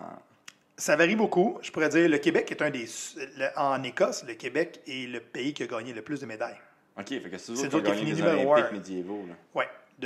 Pas cette année, parce que cette année, on était juste 2 combattants. On a eu une médaille d'argent. On était 2 au championnat du monde, oui, parce que malheureusement, à cause des blessés. OK. Parce que, veux pas, la majorité d'entre nous, on est trop zouf pour se calmer, apparemment. Fait qu'on a des joueurs de rugby, des gens qui font des arts martiaux, des gens qui jouent au hockey. C'est des athlètes, qu'on le veuille ou non. Fait que les athlètes sont très, très... C'est des athlètes. Fait que hors saison, qu'est-ce qu'ils font? Ils font un autre sport. Puis généralement, on est tous des gens qui aiment les sports de contact. Fait qu'est-ce qui arrive? On a perdu une de nos meilleures filles à une grosse commotion cérébrale au rugby. On a une autre qui c'était un problème de dos. Mais en Écosse, on est sorti de là avec une médaille d'argent chez les hommes en pole arm, la hache de 6 pieds, là, le duel à la hache de 6 pieds. Une médaille d'or en 3 contre 3 féminin. Une médaille d'or en pole arm féminin. Une médaille d'or en sword and shield féminin. Puis une médaille de bronze, si ma mémoire est bonne. Là. Si je me trompe, s'il vous plaît, à ma gang de m'envoyer des roches. Là. Je ne m'en rappelle pas. Benny, qui a eu sa médaille de bronze à longsword. Fait qu'on a battu en score toutes les autres équipes. Puis à toutes les années, d'habitude, on est dans les tops. Mais encore là, le Québec, cette année, est sorti encore avec 2 médailles. Chloé qui a remporté une médaille d'argent, une médaille de bronze cette année encore. L'Ukraine est probablement, cette année, c'était les grands champions. Ils étaient chez eux. Il ne manquait pas un combattant. Il n'y avait pas de problème. Ils ont dominé pratiquement toutes les catégories. L'Irlande est un pays au niveau féminin très, très dur à dealer avec parce que dans leur équipe, dans la dueliste féminine, c'est Lara qui est une super athlète qui déchire tout va garder dans une nouvelle catégorie. Lorraine aussi, qui est une nouvelle qui vient de recruter de très, très haut niveau. Les Américains sont généralement forts. Cette année, un peu moins, mais d'autres années, ils ont plus de monde. Ça varie beaucoup avec les présences. Ouais. La France a une équipe généralement très forte. L'Angleterre, le Danemark, la Pologne a une équipe assez dangereuse. La Finlande est un pays montant. C'est très encore, je dirais, il y a 2-3 équipes qui tiennent le top du panier, mais ils sont de plus en plus challengés dans leur position. Okay. Puis ce qui vient intéressant, c'est justement les distances, la présence change beaucoup. Comme là, l'Espagne va changer beaucoup les équipes. Parce que, je veux pas, l'Ukraine descendre en Espagne, c'est excessivement coûteux. C'est quasiment une semaine de transport avec 50 athlètes. Ils ont un budget pour, mais là, d'ailleurs, j'écoutais les 2 organisateurs. La dernière fois que j'étais en Ukraine, j'étais avec les 2 organisateurs, Katrina puis Alexis, puis les 2 disaient, Katrina dit, on ne descend pas avec une pleine équipe, on ne descend pas avec une grosse équipe, on ne descend pas avec une grosse équipe. Puis il dit, on ne descendra pas avec 50 personnes, mais 40, ça se fait. Je ne sais pas combien ils vont être, mais d'après moi, si je vais par logique, ils vont être entre 20 et 30, mais ils vont perdre quand même plusieurs top fighters qui ne pourront pas obligatoirement être là, question de budget, question de temps, question de blessure. On en fait plusieurs, puis la vie se met dans le chemin des fois. Il y a d'autres équipes qu'eux autres, comme la Finlande, pour eux, voyageant à travers l'Europe, la Finlande est un pays excessivement coûteux. C'est pas cher. Ils sont contents de sortir de chez eux. Il y a des pays comme ça qui vont faire une ressurgence. L'Espagne, cette année, n'était presque personne. L'Italie n'a pas envoyé d'équipe. Trop cher. L'année prochaine, ils vont être là. Donc, ils peuvent changer la balance très vite. J'ai aucune idée de ce qui était, parce que cette année, ils ne sont pas venus. Mais d'habitude, l'Italie, quand même une équipe, il faut dealer avec. Mais là, à côté de chez eux, ça va être le fun. Portugal, même chose. Fait que c'est encore très, très à déterminer. Là. Je dirais, là, j'ai hâte de voir cette année. J'espère que le Québec va pouvoir envoyer une équipe compétitive cette année. Parce que c'est plat tête 2. Là. Ça fait moins le fun qu'elle est une gang. Là. Puis l'année passée, c'est qui a gagné? C'est en Ukraine? En Écosse, l'année passée, c'était nous autres. C'est nous autres qui avons ramassé le top. Pour le 5 contre 5 féminin, ça avait été... Ouais. Cette année, c'est en Ukraine. On vient juste de revenir, ça fait 2 semaines que je suis revenu. OK, excuse-moi d'abord. Cette année, c'est les Ukrainiens qui ont dominé. Oui, qui ont dominé. C'est sûr, ils étaient chez eux. Ça aidait beaucoup. C'était même pas drôle à voir là, quand ils rentraient. Là, ça ramassait tout. Là. Ouais. C'était un nettoyage garanti. Là. C'était comme ah! Puis là, toi, tu disais que t'es l'organisateur, t'es devenu l'organisateur des Jeux des mondiaux. Oui, ben dans le fond, de plusieurs, parce qu'on en fait d'autres aussi. Comme là, je vais en organiser au Danemark, dans la ville d'Odense, au mois d'août. Je vais essayer de participer si je suis capable. Moi, je suis le vice-président de la Fédération mondiale. OK. De la Fédération de l'IMCF. Des combats des combats médiévaux. C'est ça. Je suis le vice-président de la Fédération mondiale. Fait que tout ce qui touche les règles, le marketing, les choses comme ça. Medieval Combat Federation. Okay. C'est ça. Puis c'est ça. Fait que c'est moi qui gère et je suis un des 5 organisateurs. Principalement, je te dirais, pour être honnête, dans les 2 dernières années, c'est pas mal moi l'organisateur principal. Celui qui s'en vient en Espagne, ça va être moi l'organisateur principal. Okay. Parce que c'est le mien. Parce que on s'échange le rôle entre le président et le vice-président, qui est ce qui va être le numéro 1 sur le contrat. Puis là, cette année, c'est mon tour. L'autre après, c'est en Pologne. Et le président est polonais, fait que ça l'aide beaucoup. C'est à côté de chez eux. Ouais, c'est sûr que... C'est quoi les défis que tu as relevés, toi, en étant organisateur? Il y en a plusieurs. Ma responsabilité principale, c'est m'assurer qu'on ait des combattants. Parce que je ne veux pas faire ce sport-là, on n'est pas la UFC, on n'est pas un comité olympique, on n'est pas backé. Le sport n'existe pas officiellement, sauf dans 2-3 pays, puis encore. Fait que l'argent, on n'en a pas. Les combattants n'ont pas d'argent. Par exemple, un combattant, je sais pas, un des meilleurs, il est capable de gagner de l'argent avec ça ou pas? Non, il est obligé d'avoir une job, puis il est obligé de vivre. Okay, fait que même s'il gagne les mondiaux, il n'y a pas un prix en argent en arrière. Il y a une médaille, puis il s'en retourne chez eux, il n'y a pas d'argent. Là. Okay, fait qu'il n'y a vraiment pas d'argent à faire. Il n'y a pas beaucoup de commanditaires. Donc, s'il est chanceux, il va peut-être être commandité par des pièces d'armure. Parce que les pièces d'armure sont très coûteuses. Ben oui, c'est ça, c'est un gros investissement, ça, j'imagine. C'est, dans le bas mot, la moins chère présentement, c'est fait par l'industrie Gutfran en Pologne. Gutfran fait une armure sans le casque, sans le gambison et sans armes. C'est 1 000 €. Okay, tu vas attendre 6 mois avant de l'avoir. Ça, c'est vraiment pas cher, là. Puis c'est pas... c'est une armure à faire la job. C'est une bonne armure, elle est solide en acier, elle va être lourde. Elle a des ouvertures à des endroits. Moi, je regardais ses jambes, je voudrais pas... Je cherche les gars qui ont ça viser les mollets parce qu'ils ont une grosse ouverture au niveau du mollet. Fait que tu frappes comme il faut en arrière du mollet puis ça les arrête vite. Puis le padding peut coûter une couple de centaines d'euros aussi. Les armes, ça monte surprenamment vite. Un arme comme celle-là ici, là, ça c'est à peu près une centaine, entre 100 et 160 €. Ouais, ça, c'est ce qu'on appelle un fauchon. C'est vraiment une arme de béour, c'est lourd. Le poids est tout en avant. C'est une grosse machette. Ce qui arrive, c'est que, comme je disais tantôt, ils sont émoussés. Il doit y avoir au moins 2 mm de tranchant de lame. Puis tu vois, la mienne, elle a une coche ici, il ne faut pas qu'il y en ait. Il faut que je l'enlève parce que ça accroche dans la peau. Ben, on fait partir un chunk. Fait qu'on n'en veut pas. Puis ça, c'est pour le béour, c'est pour le combat de groupe. Parce que quand tu frappes avec ça, ben, ça n'a pas de retour. Ça frappe, ça bang. Ouais, tu fais attention. Sinon, ben, on a ça aussi. Ça, c'est... Quand tu es sur un budget, tu t'achètes ça. Ça à peu près entre 80 et 100 €. Gentil petit tâche. On peut voir, celui-là a été mis à peu près à 4 mm d'épais. Hein? C'est pas... Parce que ça fait plus comme un effet de marteau à ce moment-là. Là tu as une hache et une épée. Ça dépend contre qui je me bats. C'est ça, y a-tu encore des catégories où tu peux avoir n'importe quelle arme que tu veux? C'est ceux de groupe. Ou ceux de, comme j'ai dit, les Elite Fight. En fait, il faut juste que tu aies le même type d'arme que l'autre en avant de toi. OK, c'est ça. Fait qu'il y a pas de... Ah, mais ça aurait été intéressant, par exemple, avoir des styles différents. C'est parce que le monde ne fait jamais... Le problème qu'on a eu... Ouais, c'est parce que tu as des... En fait, ce qui arrive, c'est que tu as d'autres groupes, comme celui en Russie, qui le permet. Puis tout le monde finit avec les mêmes armes. Ouais. Parce que tu as un duo d'armes qui domine. Fait que nous autres, on a décidé de le faire armes similaires en face l'un de l'autre. Parce que comme ça, si j'ai le goût de prendre une grosse hache à 2 mains, ce qui est vraiment pas ultime, se battre un contre l'autre, ben l'autre aussi est obligé de prendre ça. Donc là, les gens peuvent expérimenter plus. Fait qu'on a eu justement cette année dans les Pro Fight, puis un Chinois, puis un Ukrainien avec des polearms, c'est-à-dire les haches de 5 pieds et demi, 6 pieds. Ah ouais. C'était vraiment pas chic. Ça finit avec un knockout. C'était pas beau, là. C'était pas beau. C'était absolument beau à voir. On va s'entendre, là. C'était vraiment un beau combat. Puis Ziye, qui est ceinture noire de karaté, c'est plusieurs manœuvres qui ont bien marché au début, mais à un moment donné, les coups étaient trop nombreux, là. L'autre, l'Ukrainien, était moins technique, mais sa hache, elle rentrait toutes les fois, faisant un dommage. OK. À un moment donné, Ziye est resté au sol. Oh, Il wow. s'est pas relevé, là. Ah, c'est beau, j'arrête ça là. Fait que j'ai donné plusieurs chances sur lever. Le Chinois n'a pas été capable de se relever. Les coups d'âge ont eu raison de lui. À ce moment-là, on a. Sinon, en BO, c'est ça. L'affaire que j'ai pas emmenée qui est vraiment intéressant, surtout pour les gens qui font du MMA, de la boxe, Muay Thai, c'est les boucliers. Parce que les boucliers en BO, c'est pas une arme défensive, c'est une arme offensive. C'est-à-dire, ils vont dépasser de la main d'à peu près ça. Puis on va les mettre dans le sens, où le point dessus va arriver au niveau de mon poing. Puis on va s'en servir pour puncher le monde en face. Ouais, ça, j'avais vu ça, justement, comme je te disais, en Russie, là, les Ouais. combats en Russie. C'est honnêtement l'affaire qui fait le plus mal. Ben, ça avait de l'air, tu sais, c'était quasiment rendu qu'il utilisait l'épée pour bloquer, puis Oui, j'aime beaucoup cette technique-là. Moi, d'ailleurs, des fois, quand je sais que le gars est vraiment meilleur que moi en avant, là, quand je fais du 5 contre 5, mais je sais que les gars sont techniquement bien meilleurs que moi, je mets mon shield. Moi, en fait, c'est une rondelle d'acier plus grosse comme ça, 3 mm, roulée sur ça d'épais. OK. Ma main dans le milieu, fait que ça dépasse de 6 pouces quasiment, 5-6 pouces en avant de mon poing. Puis je la mets dans ma droite pour frapper plus fort, puis je bloque avec ma hache à gauche, puis c'est tout. Je prends ma petite hache, bloque, parce que sinon, je me fais avoir à tous les fois. Je suis pas assez bon pour bloquer avec ma droite puis frapper avec ma droite.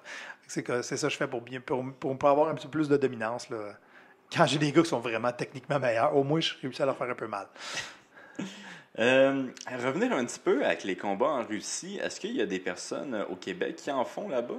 Parce non, que ça, pas en ce moment. je pensais que c'était payé. Par Eux exemple. autres, oui, mais ça, c'est seulement les Russes pour les Russes. On rentrera pas dans le détail. C'est une ligue à part. Puis, Puis t'es aimes pas, hein? International Medieval Federation. ben, en fait, c'est notre ils compétition. haïssent. C'est notre compétition. Pas Ok, que je les c'est haïs, pas- mais tu sais, Bellator et la UFC, je serais bien content d'engager leurs gars. Ouais, c'est là, comme mais... si je demandais à Dana White, hey, qu'est-ce que tu penses de Bellator? C'est nice, hein? Il paye par athlète. Je pense qu'ils payent leur athlète. C'est pas la Ligue polonaise qui paye bien, là. Je me rappelle jamais du nom. Ah ouais. SCV ou je sais Ouais, je sais plus, il y a une ligue. En tout cas, bref, oui, mais ils payent leur monde, ça fait changement. J'ai l'impression que ton contrat vient de diminuer avec ce commentaire-là. Ah, peut-être. Fort certainement, en fait. Là. Sinon, c'est quoi les. Je vais changer de sujet parce que Oui. j'ai vu que ça me mettait bien à l'aise. Ouais, non, c'est parce que je veux pas. C'est parce que je veux pas dire, ah, ils sont pas. Comment je dirais, il y a plusieurs couches Ouais. de stock, puis pour moi, ils n'existent pas. Ils sont dans un fog en quelque part. Puis là, en plus, les autres organisateurs de la fédération doivent regarder ça avec. Ouais, ils parlent pas français, je suis correct. Puis Ok, les c'est traducteurs correct. ont bien de la misère avec notre accent avant de commencer, puis on est correct. C'est quoi les blessures les plus. Ben, je dirais. Je vais te poser deux questions, en fait. Oui. C'est quoi les blessures les plus. Qui arrivent le plus souvent? Puis c'est quoi la pire blessure que tu as vue dans ce sport-là? Les blessures les plus courantes, c'est les doigts. Les doigts? Ah oui, parce que c'est. J'avoue. Ouais. Tu sais, imagine les doigts, les mains, déjà en boxe. On le sait, là, les mains se font tellement démolir, mais imagine que les autres, on se frappe avec des trucs d'acier. Mhm. Et que. Moi, je vais l'illustrer ici. Là. Je m'en viens comme ça. Là. Mhm. Le meilleur moyen de me faire lâcher mon arme, c'est de taper dessus. Puis là, si on est en groupe, je t'arrête de taper sur toi, puis ton ami veut que j'arrête de te sacrer une volée parce que c'est trop dangereux. Puis lui, il arrive avec une grosse hache à deux mains. Il aime beaucoup mes mains, d'habitude, dans ce temps-là. Fait que c'est là qu'il va frapper pour essayer de me faire lâcher. C'est là qu'on va se casser les doigts de façon assez sale. Puis les gants, ben c'est un des endroits où, là, dans les dernières années et demie, il y a vraiment une amélioration, mais c'est un des endroits où c'est le plus coûteux fabriquer ces morceaux-là. OK. Genre 1000 US pour une Parce paire que de c'est gants, plus compliqué, genre? Ou, Oui, c'est beaucoup plus compliqué. La forme du pouce doit être faite d'une certaine façon, ça va te faire casser le pouce. Moi, je sais que je me suis fait éclater les doigts à plusieurs reprises. J'étais un peu imbécile, apparemment. Je portais quand même des gants inadéquats jusqu'à cette année. Là, j'ai des gants adéquats. C'est vraiment drôle. Ça me fait plus mal. Ça c'est un change bizarre beaucoup. de hasard, là. Oui, c'est drôle. Ça fait plus mal. J'ai plus les pouces bleus quand je finis mes combats, puis je saigne pas. Ça fait changement. Mais c'est les blessures les plus courantes, c'est les doigts. Je dirais après ça, les blessures les plus hard ont été à la tête, mais souvent des trucs pas chanceux. Genre, le casque n'a pas été adéquat, quelqu'un mange un coup d'âge dans la tête. Qui Pardon? Oui, le casque a cassé. Es-tu Ash mort, est arrivé. est-ce? Non, il n'y a personne qui est mort. OK. Il n'y a pas On a encore une de... fracture du crâne solide. Ça a été la chose la plus épeurante. Mais en dehors de ça, My God, OK. ça, c'est vraiment un non-respect des règles qui a cassé un casque. OK. Le casque a été arraché, puis l'autre a soigné sans regarder, pareil, vers où c'est qu'il aurait dû avoir un casque, puis il n'y avait plus de casque. Cette année, c'est ça, cette année. En fait, cette année, c'était très drôle parce que le coup a rebondi tout croche, puis il a réussi à rebondir dans le dos, puis à frapper la tête. Fait qu'on a une coupure. C'est tout ce qu'il y a eu. On l'a vu tomber à terre à ceux qui étaient morts. On s'est garoché, mais dès que non, il est correct. On l'amène juste à l'hôpital, je vérifie qu'il n'y a pas de commotion. C'est tout. Il n'est pas mort. OK. On est chanceux.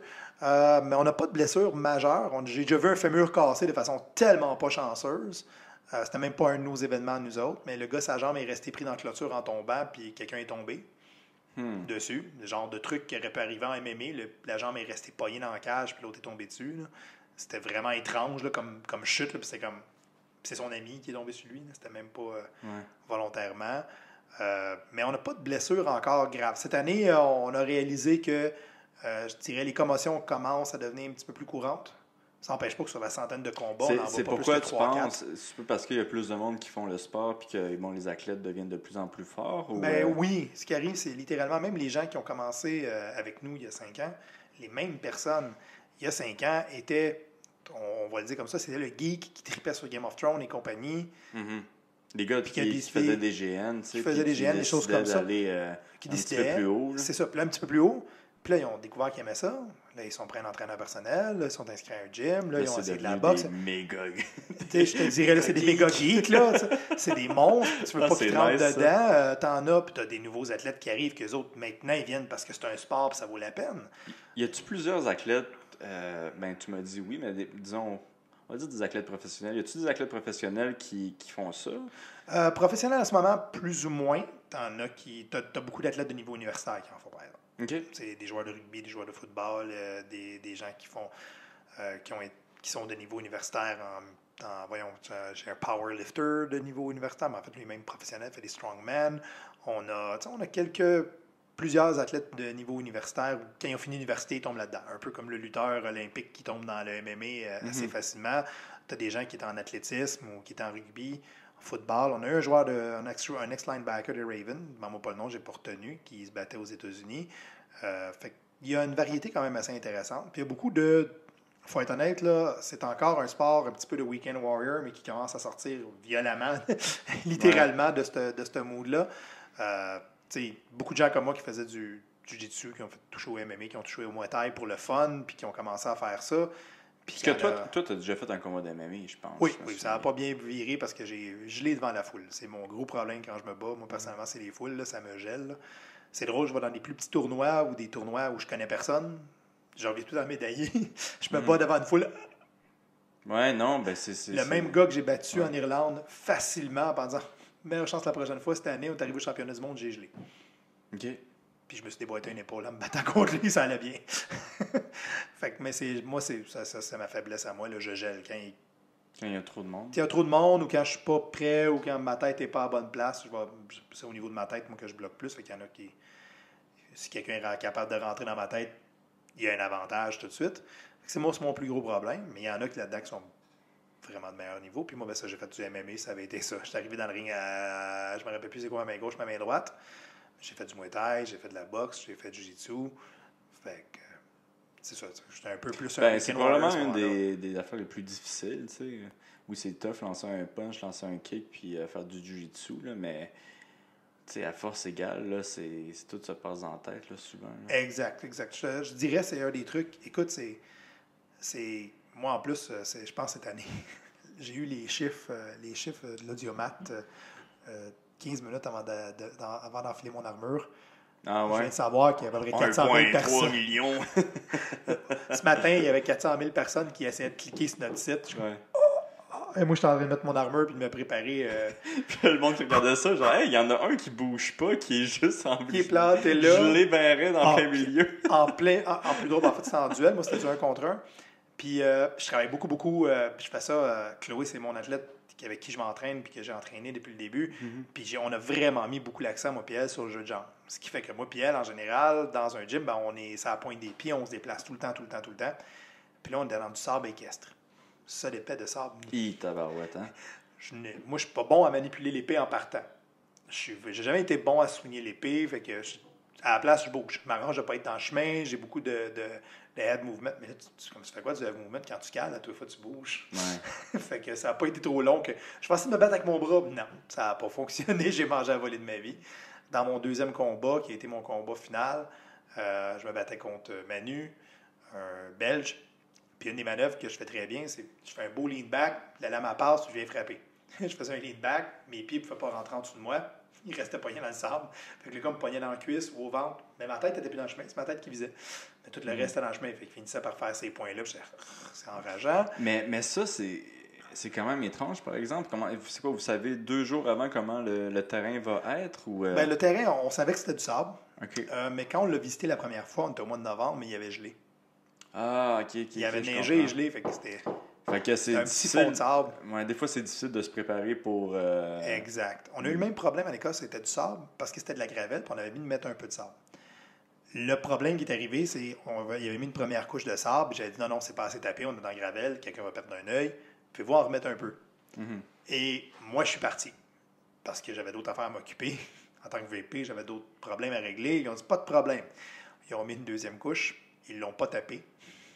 Mais ils en ont mis beaucoup trop la deuxième fois que ça a été la même chose. Fait que je faisais des takedowns, puis je vais me rappeler que je fais littéralement, tu tournes tes hanches, faire un takedown, puis tu fais ah, j'ai pas tourné. Tu t'es ramassé dans un mauvais angle, là, fait juste pousser ta tête qui tombe tout seul vers en avant. Ouais. C'était vraiment particulier. Mais ça fait partie de la game aussi, se préparer à peu près à n'importe quoi. Même chose au Portugal, c'était un beau terrain en gazon avec de la roche en dessous qu'on voyait pas. Fait que des fois, tu étais sur du gazon bien stable, de coup, tu laisses une roche bien plate, puis tu partais de côté. Fait que c'est les risques de faire ça dehors. Là. C'est pas un gazon synthétique, c'est pas égalisé, c'est pas parfait. C'est à la médiévale. Hein. Oui, ça fait partie je dirais, ça fait un peu partie du plaisir aussi. Charme. Oui. Puis des fois, c'est très drôle parce qu'il y avait un beau, au Danemark, il y avait un beau dimple dans le terrain. Puis je pense que 2 équipes, dont nous autres, on a perdu à cause du dimple à un moment donné. J'allais faire un super beau crash check en arrière d'un Polonais. J'ai mis le pied dedans, j'ai perdu l'équilibre, il m'a attrapé puis il m'a déposé par terre. T'étais-tu obligé de me déposer, t'aurais pu me laisser tomber tout seul. Non, mais il voulait bien t'humilier. Oui. Il riait beaucoup parce que je le connais bien, puis je suis tombé dans ses bras. Puis... Merci. Puis toi, c'est quoi la pire chose qui t'est arrivée, la pire blessure ou je sais pas, la pire, ça a été vraiment... coup que t'as reçu? Le pire coup cette année, c'est cette année que ça m'est arrivé. C'est la fois où j'ai eu le plus peur. J'avais déjà eu une commotion avant, sauf que je l'avais vu venir. Cette fois-là, c'était en Irlande. Je me battais au château de Clare Galway, j'étais dans le coin, puis j'étais un peu penché par en avant. Puis quelqu'un m'a frappé au niveau ici. Puis c'est une hache comme ça. Au niveau ici, c'est au cou. Au niveau pour le monde de l'audio. Oui, excusez-moi. Juste derrière l'oreille à gauche. Ouais. Le premier coup, j'ai eu très mal. J'ai fait, mais qu'est-ce qui se passe? C'est quoi qui vient de me frapper? Puis le deuxième coup est rentré. Et mais c'est quoi? Ça a touché directement? Non, il a touché le métal. Okay. Mais ça a résonné suffisamment fort pour que je fasse « Oh! J'aime pas ce qui vient de se passer. » Je me suis tourné pour voir c'est quoi qui me frappait. C'est une petite hache qui est maintenant interdite, qui était permise à l'époque, qui était plus un marteau, dans le fond, qu'une hache. Puis quand ça frappe, ben, un marteau, on s'entend que peu importe l'armure, c'était dans les marteaux de guerre ont été excessivement efficaces à l'époque pour ça. Puis c'est basé sur ce modèle-là. Puis le deuxième, je l'ai reçu dans la région entre l'oreille et la tempe du côté gauche. Puis je me suis ramassé inconscient, couché avec la tête à côté dans la clôture de bois, la lisse qu'on appelle, là, le ring, à moitié à genoux, à moitié tout croche. Je me suis relevé. Et comme un imbécile, tout le monde m'a dit « T'es-tu correct? » Oui, je suis correct. Je manquais juste de souffle. Et j'ai continué pour le reste de la journée. Un très beau combat. On a fini avec la médaille d'argent. Le lendemain, j'étais supposé me battre en duel. Mais dans la nuit, plus capable de dormir, la panique, mal de cœur, commence à avoir double. Grosse commotion. Heureusement, pour moi, le propriétaire du château est un chirurgien. J'ai été le voir. Qui d'autre qu'un chirurgien ophtalmologiste? Ah non, mais là, tu sais, les tests qu'il va faire là, avec les corps morts qui volent, il faut bien qu'il fasse ça dans son donjon. C'est juste nos yeux qui l'intéressent. C'est juste nos yeux, c'est un ophtalmologiste. Il était comme, ouais, viens-t'en, on va regarder si c'est une petite commotion. Le lendemain, je me lève, puis je vais le voir, puis je pense j'ai une commotion, puis il fait juste checker, il me dit, oui, toi, tu fais rien aujourd'hui. D'accord. Puis tu la famille? Oui, pas loin, là. C'est comme, tu peux signer la décharge ici? Non, c'est pas comme qu'on sert de ton corps, faire les échelles.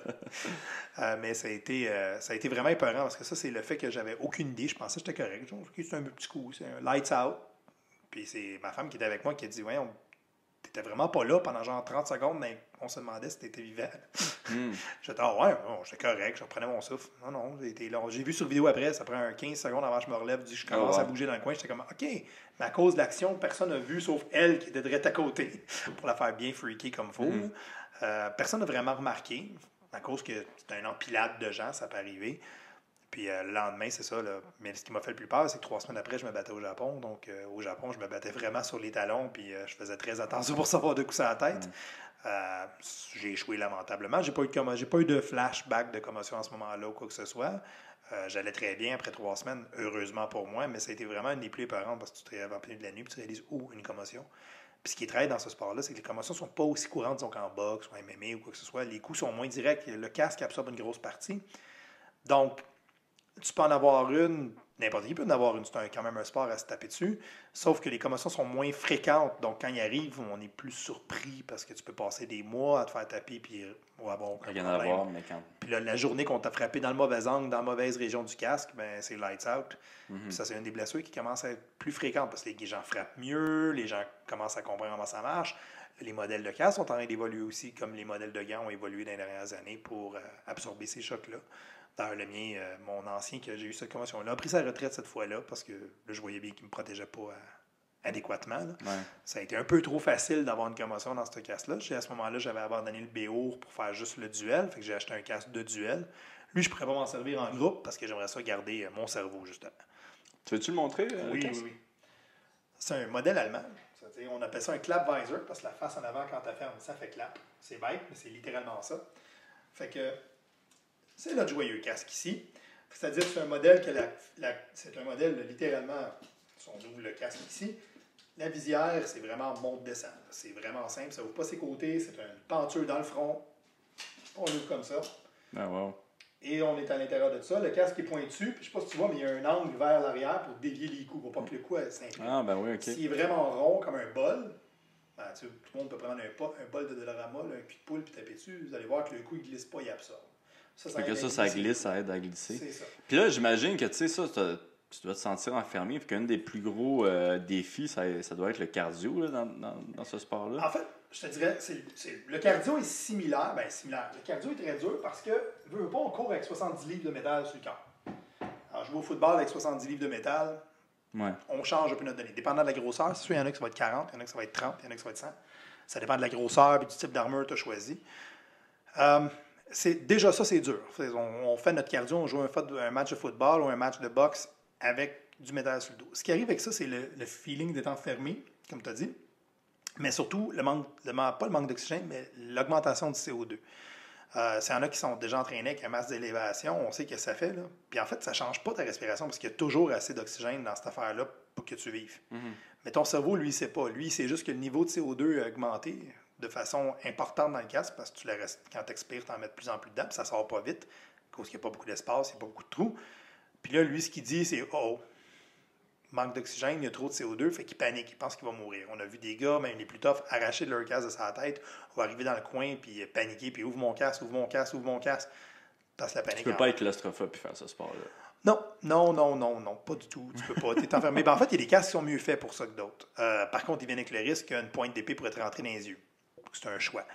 As-tu le droit au coup d'estoc ou non? Non, on n'a pas le droit au coup d'estoc. La pointe, tu n'as pas le droit. On aimerait ça garder les yeux. Ben, tu sais, justement, toi, tant qu'on m'entend des mémés, un poke dans un œil, c'est pas agréable. Un poke dans un œil avec un bout de métal de 3 pieds, ça calme les nerfs.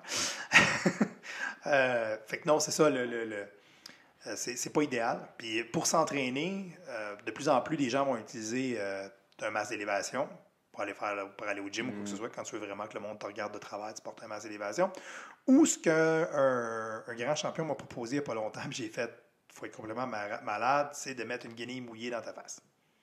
Ah ouais, comme faire comment on appelle du ça? Waterboarding, Ouais, la torture de la CIA. Je dis, fait qu'au bout de la ligne, si on s'entraîne tous comme ça, on n'est plus interrogeable par la CIA, c'est vraiment magique.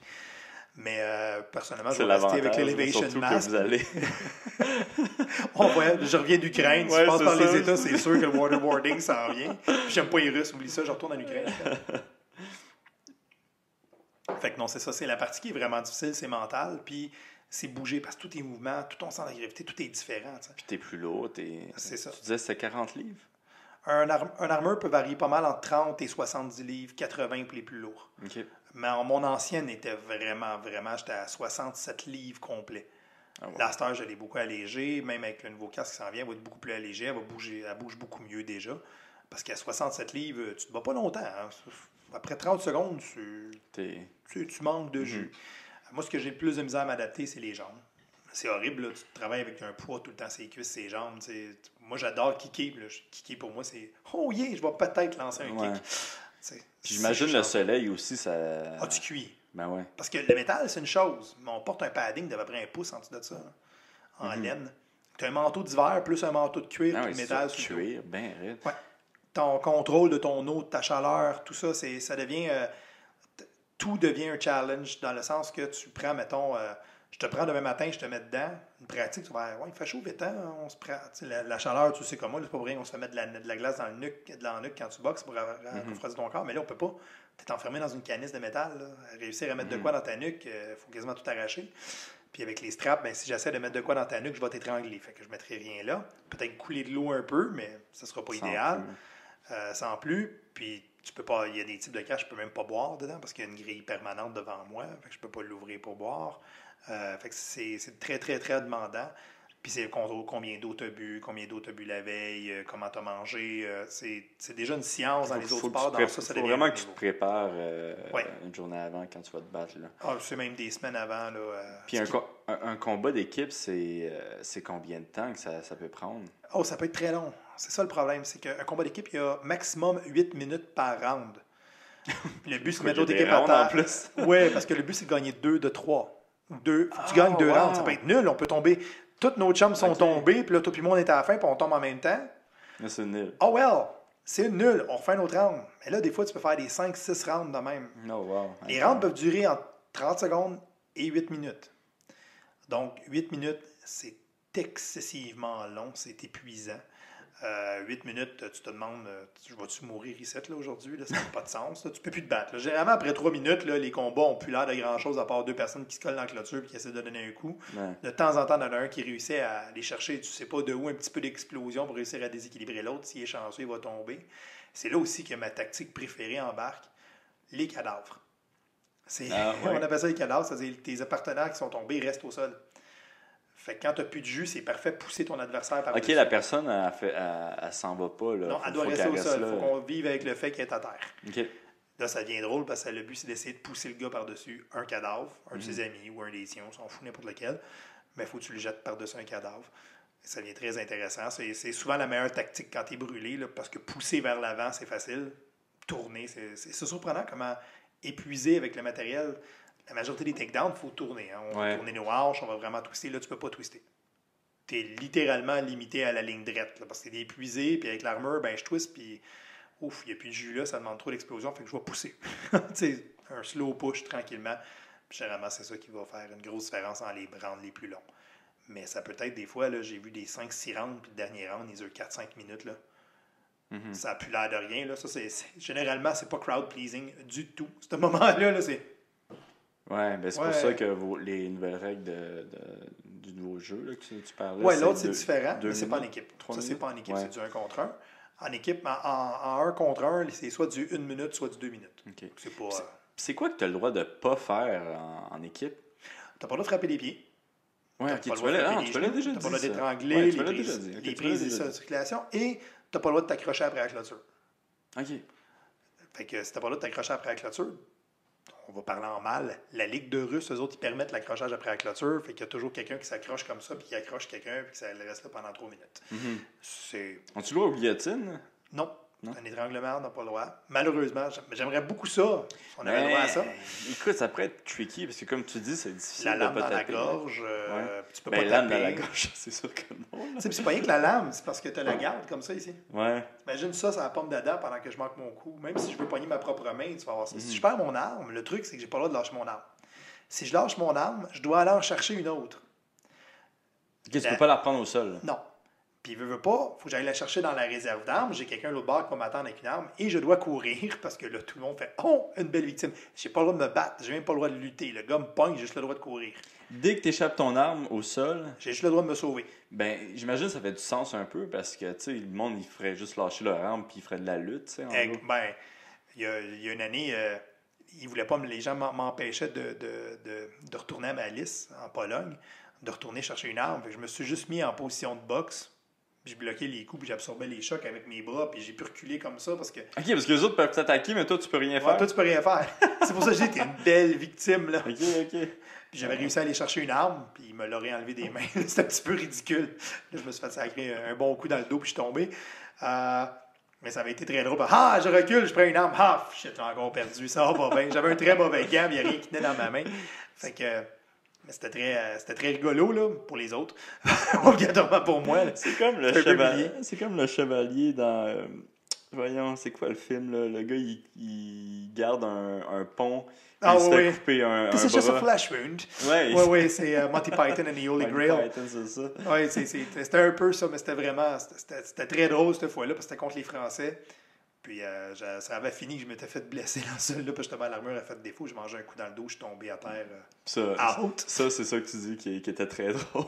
Ouais, c'est surtout que je frappe le gars, je perds mon arme au premier coup que je lui donne. Là. Ça, je bloque, tac, hop, merde. Je recule, je bloque tous les coups, je m'en vais dans la clôture, je prends une hache, je le pousse, je frappe, je repère encore l'arme. Bon, là.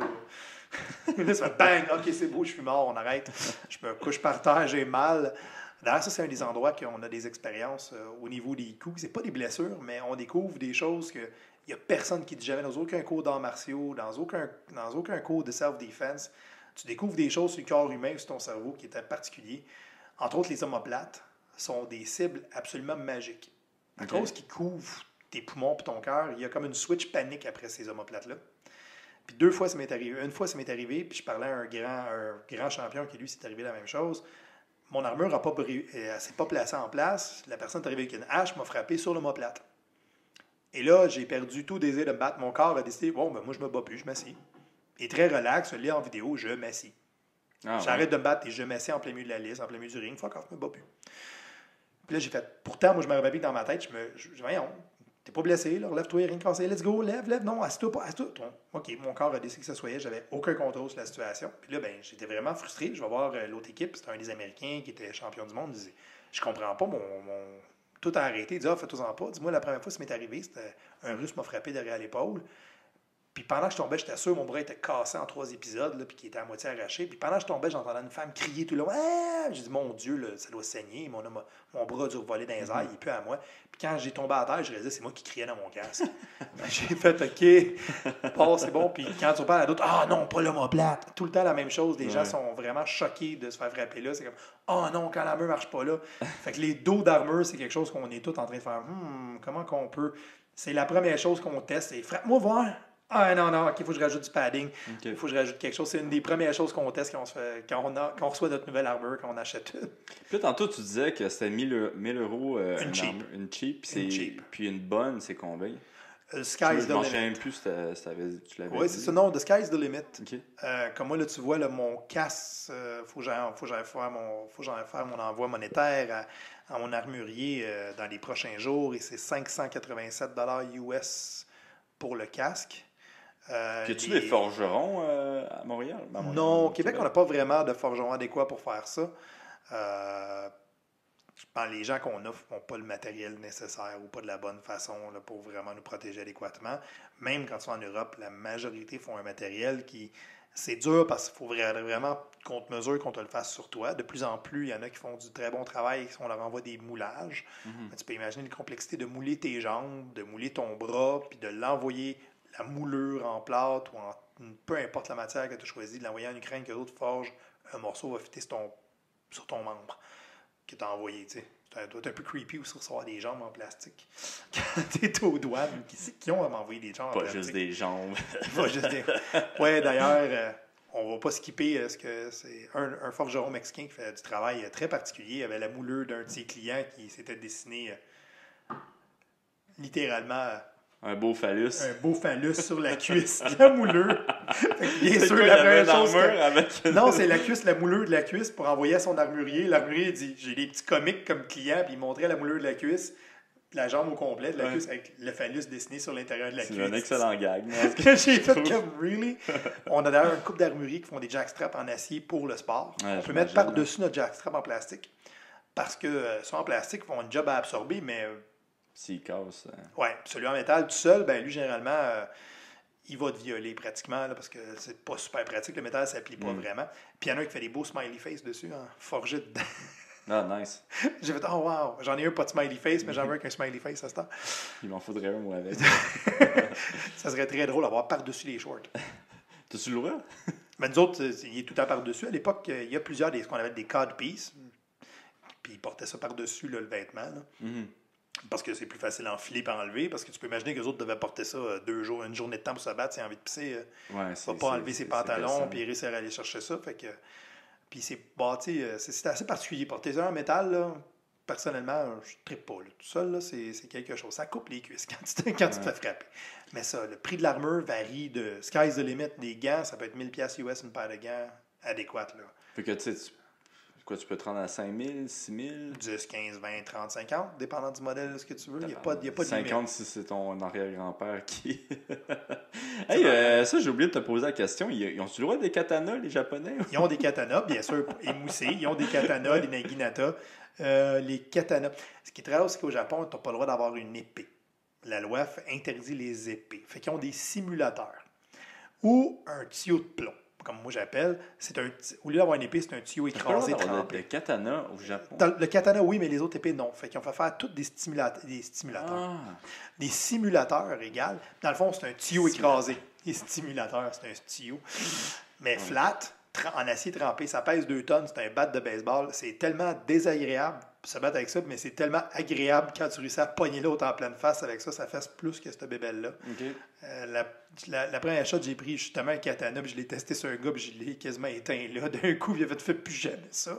J'ai comme, oh wow, c'est super drôle. Mais ils servent de katana là, plus traditionnel, là, mais bien sûr émoussé à 2 mm avec les arrondissements nécessaires pour les règles. Question qu'on ne se tue pas. Puis on est tout le temps surpris de voir à quel point c'est une arme qui n'est pas aussi haute que le monde pourrait penser à cause de sa courbure. Là. Casse pas mes rêves de même, toi. Ah ouais? Surprenamment, c'est pas une arme aussi haute qu'on pourrait le croire. Qu'est-ce que tu veux dire à cause de sa courbure? La curve fait que la pointe arrive après tes mains. Attends, oh my God. OK. On y va en technique. Là, on arrive vraiment dans la technique. Quand moi, je frappe avec une épée, mes jointures sont alignées avec le tranchant de ma lame, right? Quand je vais frapper, tu vois que mes jointures ont dépassé, mettons, ton nez, je sais que ma lame est là, est alignée avec ma main. Donc, tac, j'ai le point. J'ai de réussir à frapper. On va le prendre avec lui ici en ligne droite. C'est ça. OK. Right? Mais sur un sabre, il est Elle est ici. un petit peu plus en Elle est arrière. plus reculée. Ok, Fait que le je gars, il y a un comprends, je comprends. 8e de seconde derrière toi tout le temps. Dans un jeu de poing. Ouais, Ça à voir. c'est important. Puis c'était quoi la raison de ça? C'est parce que pour la force de frappe? Pour la ah, coupe? Non. Le plus drôle, c'est si tu suis l'histoire des katanas. Une des versions, puis je pense que c'est celle-là la meilleure, c'est l'empereur qui a décidé que les sabres étaient courbés, a eu ça dans un rêve. Ça lui est venu d'une bodhisattva, d'une divinité quelconque qui lui a dit de faire ça de même. Ah, OK. Par contre, ce qui arrive de particulier, si on veut aller dans l'historicité des épées japonaises, c'est que l'acier est de très mauvaise qualité au Japon. Ce que tu trouves dans le sol japonais, l'acier a beaucoup d'impuretés. Donc, fabriquer des épées de qualité avec ça était un bordel intégral. Donc, ce qui est impressionnant, c'est qu'avec un acier de très mauvaise qualité, faisait des épées de très bonne qualité. C'est là que vraiment, c'est ça qui est particulier dans le katana. Là. C'est que quand tu vas là-bas, tu le vois, là, les épées, ça fait OK, mais ils font ça avec de la chenoute. Fait que Leur technique est vraiment impeccable. C'est ça, leur technique est impeccable. Par contre, j'aurais été curieux de savoir s'il y avait eu la qualité d'acier que tu trouves, disons, dans la région de Tolède, en Espagne, qu'est-ce qu'il aurait pu faire. Parce que là, c'était là que tu trouvais de l'acier le plus pur. Puis les autres aussi faisaient la même technique. Chose qu'on ne sait pas. Tolède, ils faisaient des techniques similaires de plier l'acier à plusieurs reprises puis de tremper. Puis c'est pour ça que les épées de Tolède ont été très connues du 16 au 18e. Ça fait, aujourd'hui, ils font des pas les épées souvenirs qui cassent si tu essaies de frapper quelqu'un avec. Hey, dernière question avant de finir Oui. ça. Là. Je sais que tu m'as dit que Ivan Manjivar, il était venu Oui. s'entraîner avec Mais vous. oui, on a quelques vidéos. Parce que moi, c'est Ivan qui m'avait même proposé de t'inviter. Tu sais, ça faisait... Oui. Au début, quand j'ai commencé le podcast, j'avais écrit ton nom pour OK. comme invité potentiel. Tu sais. D'accord. Mais c'est Ivan qui m'a vraiment dit crime. Oui. fais-le. Ivan, je l'ai achalé pendant des mois. OK. Puis il voulait tout le temps, mais c'est Ivan. Fait que j'aime beaucoup Ivan, mais il dit ah ouais, une fois. Puis là, j'ai dit là, tu viens. Là. Mhm. Là, j'ai achalé, il dit OK, je viens. Puis vu que notre local à ce moment-là, parce que comme j'ai dit, au Québec, on n'a pas d'argent, fait qu'il faut tout payer de nos poches. Trouver des locaux pour faire ça, on s'entend que des écoles d'arts martiaux qui nous voient arriver avec des gros cépanes acier, c'est pas tout le monde qui veut nous avoir. Fait que, ils nous voient arriver, ils vont tout péter, ces Mongols-là. Puis on avait un local de karaté qui était bien d'accord de nous avoir pendant un petit bout de temps. Fait qu'on a été là, puis j'ai invité Ivan, puis j'ai invité un autre de mes amis, Pierre Dion, de Québec, qui faisait du Muay Thai, puis on l'a mis en armure, puis on l'a fait pratiquer. Il se débrouillait très bien. J'aimerais ça le remettre en armure. J'aimerais ça lui mettre une armure sur le dos puis qu'il vienne compétitionner avec nous autres parce que Ah, il serait le fun, j'ai besoin ça. d'un petit. J'ai besoin d'un petit vite. Il nous manque un petit vite dangereux, là, un vrai de vrai. Là. Ça serait malade de voir Ivan dans des combats. moi, je serais super les content. mondiaux. Les mondiaux de médiéval, ça serait Oui, débile. ça serait vraiment génial parce que première chose, c'est il y a un côté de moi, l'équipe du Québec, on est tout le temps en vue avec le projet de loi 21 comme les pas fins des fois. Là. On peut rentrer là-dedans, là, mais avoir quelqu'un qui s'appelle Ivan Menjivar dans l'équipe du Québec me ferait très très plaisir. The Pride of El Salvador à côté de nous autres, c'est toujours plaisant. Mais sans joke, là, il s'est débrouillé très très bien, mais on n'a pas été super fin parce que ses premiers combats, c'est moi et Pierre, je m'entends, je suis plus gros que lui. Je pense que j'avais aussi une petite vengeance parce que la première fois, je me suis battu contre. Il donnait son cours d'MMA à Gracie Baha, puis il m'a sacré une volée juste pour passer le temps en riant. Là, c'était mon Bien tour sûr. un peu. Parce que c'est Ivan, de toute façon, il rit tout le temps. Là, c'était un petit peu mon tour. Puis quand il s'est battu contre Pierre Dion, qui fait du Muay Thai, qui est un policier militaire, qui est un MP, qui est gros puis qui est grand, ça n'a plus de fin. Moi, tu me rappelé que j'avais beaucoup ri parce qu'il s'amusait à faire des spin hits avec son épée. Les deux faisaient ça. Puis moi, j'aime beaucoup. Ah oui, il tournait sur eux. Oui, les deux font ça. Pierre fait ça. Puis toutes les fois, il me manque parce que je fais un lean back puis je le kick dans les jambes. Je dis, ah, t'es pas capable de me kicker. Puis d'habitude, ça finit qu'il me crisse un coup de poing puis je fasse un vol plané parce qu'il fait 6 pieds 5, 300 livres. Puis là, Ivan s'amusait à faire ça. Puis à un moment donné, j'ai juste vu Pierre bouger puis faire une espèce de sweep. Puis on a vu Ivan faire la crêpe dans les airs puis tomber sur le dos à terre. Ah, c'est drôle. Puis il a trouvé ça très drôle. Parce que, écoute, on a beau être sur du bois. Tu transportes ton propre tatami. Sur toi, avec tu tombes, tu fais « Ah non! » Puis tu te relèves. Puis depuis ce temps-là, je l'achale. Mais bon, j'espère que là, puisque c'est live, Ivan n'aura pas le choix. Là. Ah oui, mais crime, tu sais, quand ça va être permis, là, le Muay Thai et tout, tu devrais essayer de légaliser aussi les combats d'épée. Bien, c'est le but en arrière. Comme présentement, j'ai été chanceux parce qu'on a eu Fondation Équipe Québec qui nous a financé cette année. Là. On était 2 à partir, mais ils nous ont fourni, ils nous ont aidés. Ils ont appelé les journaux, le Journal de Montréal qui a fait un gros article spécialement sur Chloé, mais sur nous autres qui s'entraînaient pour ça. Ils nous ont donné des sous pour faire notre voyage. C'était le fun. Pour la première fois, on avait de l'argent pour faire notre voyage. Ça ne venait pas à 100% de notre poche. Puis une grosse donation de 500 $ chaque. Ça a l'air con, mais quand ton billet d'avion est 1300 $, 500 $, t'es content. Puis, ils nous ont mis en contact avec Ali Nestor. Okay. Pour utiliser son local. D'ailleurs, il faut que je le rappelle cette semaine pour commencer à louer son local. Puis à un prix complètement ridicule parce que la fédération payait une partie. Puis ça nous a permis de faire voir dans un local d'arts martiaux, au moins ce qu'on fait. Déjà comme style de combat. C'est très drôle de voir la réaction des gens qui font du MMA, qui font du karaté ou qui font n'importe quel autre sport de combat, nous voir arriver puis arrêter puis trouver ça hyper cool puis vouloir essayer. Fait que c'est quelque chose que je pense qu'il soit légalisé ou pas, parce qu'on peut quand même le pratiquer même s'il n'est pas légalisé. On va juste se battre en dehors du Québec, c'est pas un problème. Peut-être plus au niveau du financement, mais c'est pas un problème au niveau pratique. C'était drôle de voir la réaction parce que c'est une clientèle qu'on n'avait pas vraiment eu la chance d'approcher encore. Ça veut pas, quand je faisais du jiu-jitsu et je parlais de ça, le monde te regarde comme si tu avais une maladie mentale. Ça, c'est clair, là. Oh, je vais prendre une hache pour taper sur mes chums pour le faire en fin de Je sais semaine. pas, moi. Oh, toi, t'avais cliqué au début. Tu en avais parlé. Moi, la seconde, tu m'avais dit ça. Je pardon, ça existe ça. Ouais, c'est ça. Moi, j'avais aussi la partie du genre, à toutes les fois que je t'avais combattre, je veux pas te voir perdre, mais pas juste assez que la UFC brise le contrat, j'ai besoin de toi. C'est pas correct, mais c'est ça. Puis il reste encore Bellator parce que les autres, ils payent les estis. Mais... Hey, dis pas ça, là. Comme les Russes, là, ils payent Comme aussi, les là. Russes. Non. Ben non, c'est ça. Fait que les Russes payent les Russes. C'est le problème qu'on a en ce moment.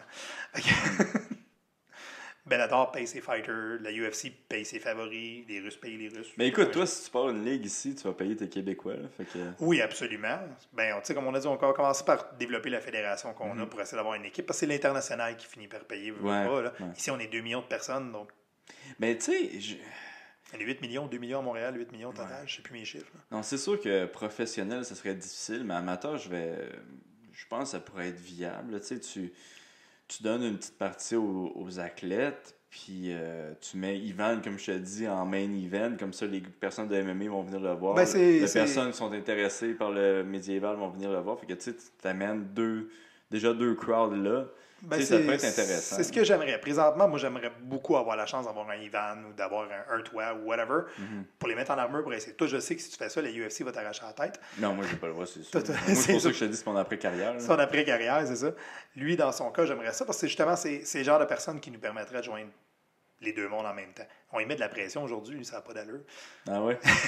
Il met de la pression, tu sais bien que c'est le premier jour qu'on va faire en venant. Puis Ivan, tu iras écouter le podcast, on te met de la pression. Oui, en plus, il écoute tous les épisodes. Ben oui, Ivan, oui, c'est la meilleure personne. C'est ton fan numéro 1. Hey, il est tellement drôle l'autre fois. Je m'entraîne avec Georges. Il vient me voir, il regarde Georges comme. Tu sais, quand tu vas sur le podcast d'Olivier, Ivan, fait que si j'ai Georges un jour, ouais, c'est ça, si j'ai Georges un jour sur mon podcast, c'est à cause de Ivan. J'achète Jonathan aussi, parce que lui, il a la taille, pas. De quoi? Jonathan Goulet aussi, je l'achète. Il est plus hésitant. Il n'a pas voulu essayer encore. Ouais. Je comprends qu'il y a des coups sur la tête, c'est pas pour tout le monde. Ouais, c'est ça. Moi, il m'avait dit qu'il était tanné de manger des coups. C'est exactement. Tu sais, j'ai eu mon quota de commotion. Je fais, ouais, on est tous d'accord avec ça. T'sais, moi aussi, j'arrive au bout, là, où le quota, la commotion de cette année m'a fait peur. Là. Je suis au point. C'est peur, hein? C'était peur. Ben, surtout que, tu sais, à un moment donné, t'en fais combien dans ta vie? T'sais, moi, j'ai fait du karaté avant de commencer, j'ai fait d'autres affaires. Là, tu manges des coups. Puis là, ben, moi, j'arrive à l'âge maudit de la quarantaine. Donc là, ça commence à, quand t'es blessé, t'arrêtes 6 semaines. Avant, le docteur te disait 6 semaines, 3 semaines après, pas grave, je suis revenu, ça fait mal un petit peu, je vais être correct. Là, à cette heure, c'est t'es off 6 semaines. Non. Tu sais que ça va prendre 6 semaines. Donc là, ça change un peu les données. Fait que là, maintenant, je vais plus gérer. On va plus gérer Ivan s'il peut se décider. Mais effectivement, quelqu'un comme Ivan nous réussir à avoir les venues pour joindre les deux crowds puis montrer aussi au monde des arts martiaux ce qu'on fait, qu'on n'est pas juste une gang de geeks sur la montagne, aucune offense sur les gens qui font ça la montagne, là, mais que c'est autre chose, là, dans notre cas, ça serait vraiment bien. Je pense que ce serait possible. Mais tu sais, en même temps, je pense que tu as raison, il y a comme une vision des personnes qui font des combats à l'épée, tu sais, les combats de mousse, puis qu'est-ce qui est vraiment rien de mal. Mais moi, j'ai toujours vu, tu sais, moi, j'en ai déjà fait des GN là, quand j'étais plus jeune. Puis la crowd des GN, puis la crowd du paintball, là, genre... C'est la même chose, là. Oui, à peu près, oui, c'est le Milsim, c'est la même crowd. C'est très le fun à faire, veut dire, parce que tu peux faire des choses que tu pourrais pas faire que nous autres même. On peut pas faire là, à GN ou les épées de mousse, là, partir à courir puis rentrer dans le tas comme un mongol. Tu feras pas ça avec ça, tu vas venir à l'hôpital. Ben moi, je trouvais ça pas assez rough, en fait, les épées de mousse, parce que le monde, il m'engueulait quand je fonçais dedans, j'ai poussé. Oui, j'ai eu la chance de participer à une couple de GN qui était plus rough. Puis là, quand on est arrivé dans d'autres plus standards, parce que nous autres, moi, j'avais commencé à faire de la recréation historique où là, on se prenait avec des chevaliers du 13e siècle, on se battait avec des vraies épées. C'était spectacle, mais on jouait rough, on se rentrait dedans solide, puis c'était pas plus grave que ça. Puis après ça, tu arrives en GN, puis tu fais OK. Puis là, j'ai arrêté parce que c'est jouer un personnage. Ça, je veux dire, à un moment donné, je suis Benoît, là, je suis pas sieur. Moi, c'est ça le problème que j'avais eu. Parce que mon frère, c'est un grand fan de GN, puis c'est à cause de lui que j'en ai fait un pour la première fois. Puis la première fois que j'étais allé dans ça, man, il y avait un gars qui avait commencé à me parler en elfique, genre... Là, j'étais comme, je me force. Puis là, j'essaie de parler en elfique, moi, avec. Là, je suis comme, gars, ce que vous voulez. Puis là, j'étais comme, je vais parler en québécois, that's it. Puis, c'est jamais la partie... Il partait, là. Il y avait des gros parties dans les GN. Là. Genre, j'ai fait le party avec des pirates, puis ça, j'ai bien trouvé ça drôle. Là. Mais tu sais, l'espèce de partie un petit peu plus... faut que je m'invente. Ben, je dis ça, mais en même temps, j'ai un personnage, moi, quand je me bats. Là. C'est pas bien bon pour parler de ça. Je pense que, de toute façon, c'est peut-être moi, là, puis tu veux pas, c'est une déformation avec le temps, parce que maintenant que je me retire un petit peu, j'ai la chance de regarder, mais quand tu fais des combats, tu te crées toujours un personnage, que tu le veuilles ou non. c'est un peu ton shield contre la foule, contre Ouais, non, tout tout à fait. le crowd. On a tout un personnage. C'est bien ça que tu viens de dire, c'est un peu ton shield contre la foule. Un petit- Ouais. Ouais, Moi, je t'as suis raison. vraiment pas bon. Fait que je pense que c'est pour ça, là, c'est le même Benoît qui parlait il y a 5 minutes qui monte là. J'ai beaucoup de difficulté à faire cette séparation-là. Puis c'est qui me nuit, moi. J'ai remarqué que j'ai pas le. Tous mes chums qui sont meilleurs que moi puis qui sont rendus à des hauts niveaux dans les sports de combat, que ce soit toi, que ça. Ils ont cette capacité-là de faire créer comme un personnage, comme un écran entre les gens puis lui, qui fait que la critique est moins rough. Parce que moi, j'ai comme pas cette capacité-là pour une raison X. Là. Mon cerveau veut pas. Fait qu'à toutes les fois que je fais des combats, j'ai l'impression que ça va me suivre jusque dans ma salle de bain quand je vais rentrer chez nous après, là, que j'ai perdu ou que j'ai fait une gaffe ou que j'ai le nez cassé.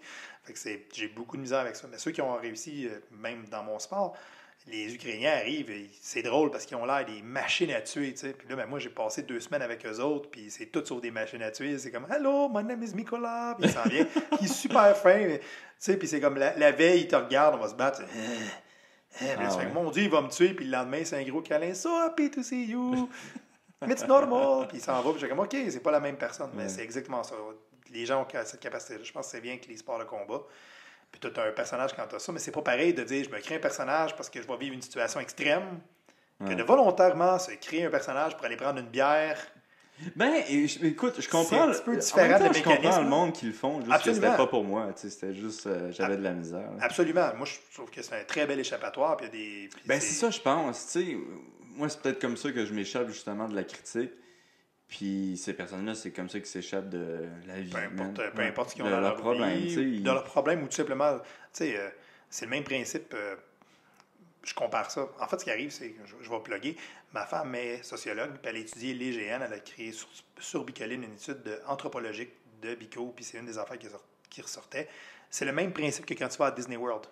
Tu sais que le gars dans l'habit du génie, c'est pas le génie. Tu sais que plutôt que là, c'est un gars dans un saut, mais volontairement, tu vas oublier. Tu vas volontairement dépluguer ta réalité. C'est de la suspension volontaire de l'incrédulité. Tu vas choisir de croire ce qu'il y a là, même si c'est de la bullshit. Pourquoi? Ben, de la bullshit, c'est un mot un peu fort, même si c'est fake. Pourquoi? Parce que ça te fait du bien à ce moment-là. Parce que tu veux le vivre. Puis c'est bien correct. Tu as absolument le droit. Puis c'est une des choses qu'on est capable de faire comme être humain qui est absolument magique. Puis les gens décident de le faire pour jouer un personnage, puis créer une vie parallèle, une vie secondaire pour des raisons X, Y, Z, peuvent être échappatoires, peuvent être complémentaires, peuvent avoir plein de raisons, mais c'est une chose qui ont la chance de faire. Moi, je suis pas capable. Je suis capable de le faire, mais dans un degré où justement je parlais en québécois, puis c'était Benoît, fait que quand les choses arrivaient dans un GN, c'est Benoît qui était frustré. C'est quoi ton nom? C'est Ben. C'est Ben. Moi, c'est Ben, puis fait que quand il arrivait quelque chose, puis quelqu'un me faisait quelque chose, ou faisait quelque chose à mon personnage, c'est Benoît qui restait frustré. C'était pas positif comme expérience dans mon cas, fait que c'est comme, on va arrêter ça, parce que je vais avoir besoin d'un psychologue d'ici quelques mois. Mais le concept de se battre avec des épées, le kit, ça, je l'ai toujours aimé. J'avais fait un peu de kendo, puis là, de dire, OK, on peut y aller hardcore. Je suis juste triste d'avoir découvert ça si tard dans ma vie. J'aurais aimé ça découvrir ça quand j'étais dans la vingtaine. Mais c'est vraiment plaisant, parce que pour moi, ça allie autant les arts martiaux que le plaisir de faire ça, de se battre avec une épée, mais les arts martiaux plus traditionnels, parce que justement, on peut puncher, kicker, lutter, servir de tout ce qu'on a. As-tu quelque chose que tu veux plugger avant de finir ça? En ce moment, j'ai pas beaucoup de plugs, à part aller voir notre site medieval-combat.org, qui est le site de l'IMCF. Vous allez pouvoir avoir toutes les informations si je peux finir par l'updater. Ou d'aller voir International Medieval Combat Federation sur Facebook, puis de nous suivre. Vous allez voir là, tous les événements qui s'en viennent. Vous pouvez suivre aussi les championnats du monde live. C'est en quelle date, ça, les championnats du monde? Les championnats du monde, ça va être la première fin de semaine du mois de mai. Fait que si ça vous tente, si vous tapez un trip d'aller virer en Espagne, vous pouvez voir ça live au Super Château de Belmonte. Quand je dis Super Ça doit Château, être cool. c'est cool. Live, c'est vraiment cool. Ouais. C'est vraiment, vraiment cool. Vous n'avez pas besoin d'un, je sais pas, là, Ben, on a toujours besoin de cornerman. personnalité qui va faire de la promotion. Ben, d'ailleurs, en Écosse, on avait Chris Capaldi, qui est Chris. qui est un joueur de rugby de l'école nationale, de l'équipe nationale de 7, de rugby à 7 personnes de l'équipe écossaise, et mannequin et comédien. Ok, l'homme parfait, là. Ouais, il faisait baver toutes les madames qui passaient, puis il venait voir les combats avec sa grand-mère. C'était comme la game est next level. Ah oui, Chris est next Avec sa level. grand-mère. Avec sa grand-mère. C'est des Écossais, fait que sa grand-mère, il la cotait sur le bord de la liste, à regarder les combats, puis il revenait à voir une heure après, puis il allait décrire les combats en haut. vu qu'il est écossaise, des gars qui se tapent dessus, c'était bien correct. Non, mais il est next level. Il est habitué, tu sais, il est habitué de voir ça. Fait que, oui, on a toujours besoin d'un porte-parole. On est pauvre, fait qu'on peut pas payer nos porte-paroles, mais... Écoute, juste le billet d'avion, je suis game! Je suis game. Ça fait 3-4 fois, je dis, ça me prend des gars qui ont fait de la UFC ou qui sont dans la UFC, faire des commentateurs. Ah ouais? C'est tellement le fun. Ça, c'est un des jobs les plus cool au monde. Calique, ça serait Tu malade, t'assieds dans ça. le booth, puis tu jases toute la journée en combat. Puis là, c'est drôle parce que t'as tout le temps le moment en gars qui a fait des combats que toi, tu sais que c'est tellement pas sympathique. Ouais. Tu sais, le gars qui court puis qui calisse la hache d'en face, ça fait juste « Oh! » Puis quand il y a des cris, tu fais juste un son. Chris, ça essaie de les convaincre. Je suis tout excité, là. Ben, c'est moi qui je dois convaincre. Faut que je trouve l'argent. Mais le billet d'avion, ça s'arrange assez bien. Ça, c'est pas trop Je sais pire. pas si je pourrais trouver une commandite pour qu'il m'envoie là-bas. Je suis sûr qu'on est capable de trouver ça. Je suis sûr que tout cas. ça se trouve. OK, on va travailler là-dessus. Hey, merci d'être venu, Ben. Ça me fait plaisir. Puis, rien d'autre à plugger. J'ai-tu d'autres choses à dire? Non! Non. Crime, Mon Dieu. Merci d'avoir été là, tout le monde. Puis, nous, on va se voir dans 2 semaines pour le prochain épisode. Donc, merci tout le monde. Merci, Ben. Plaisir.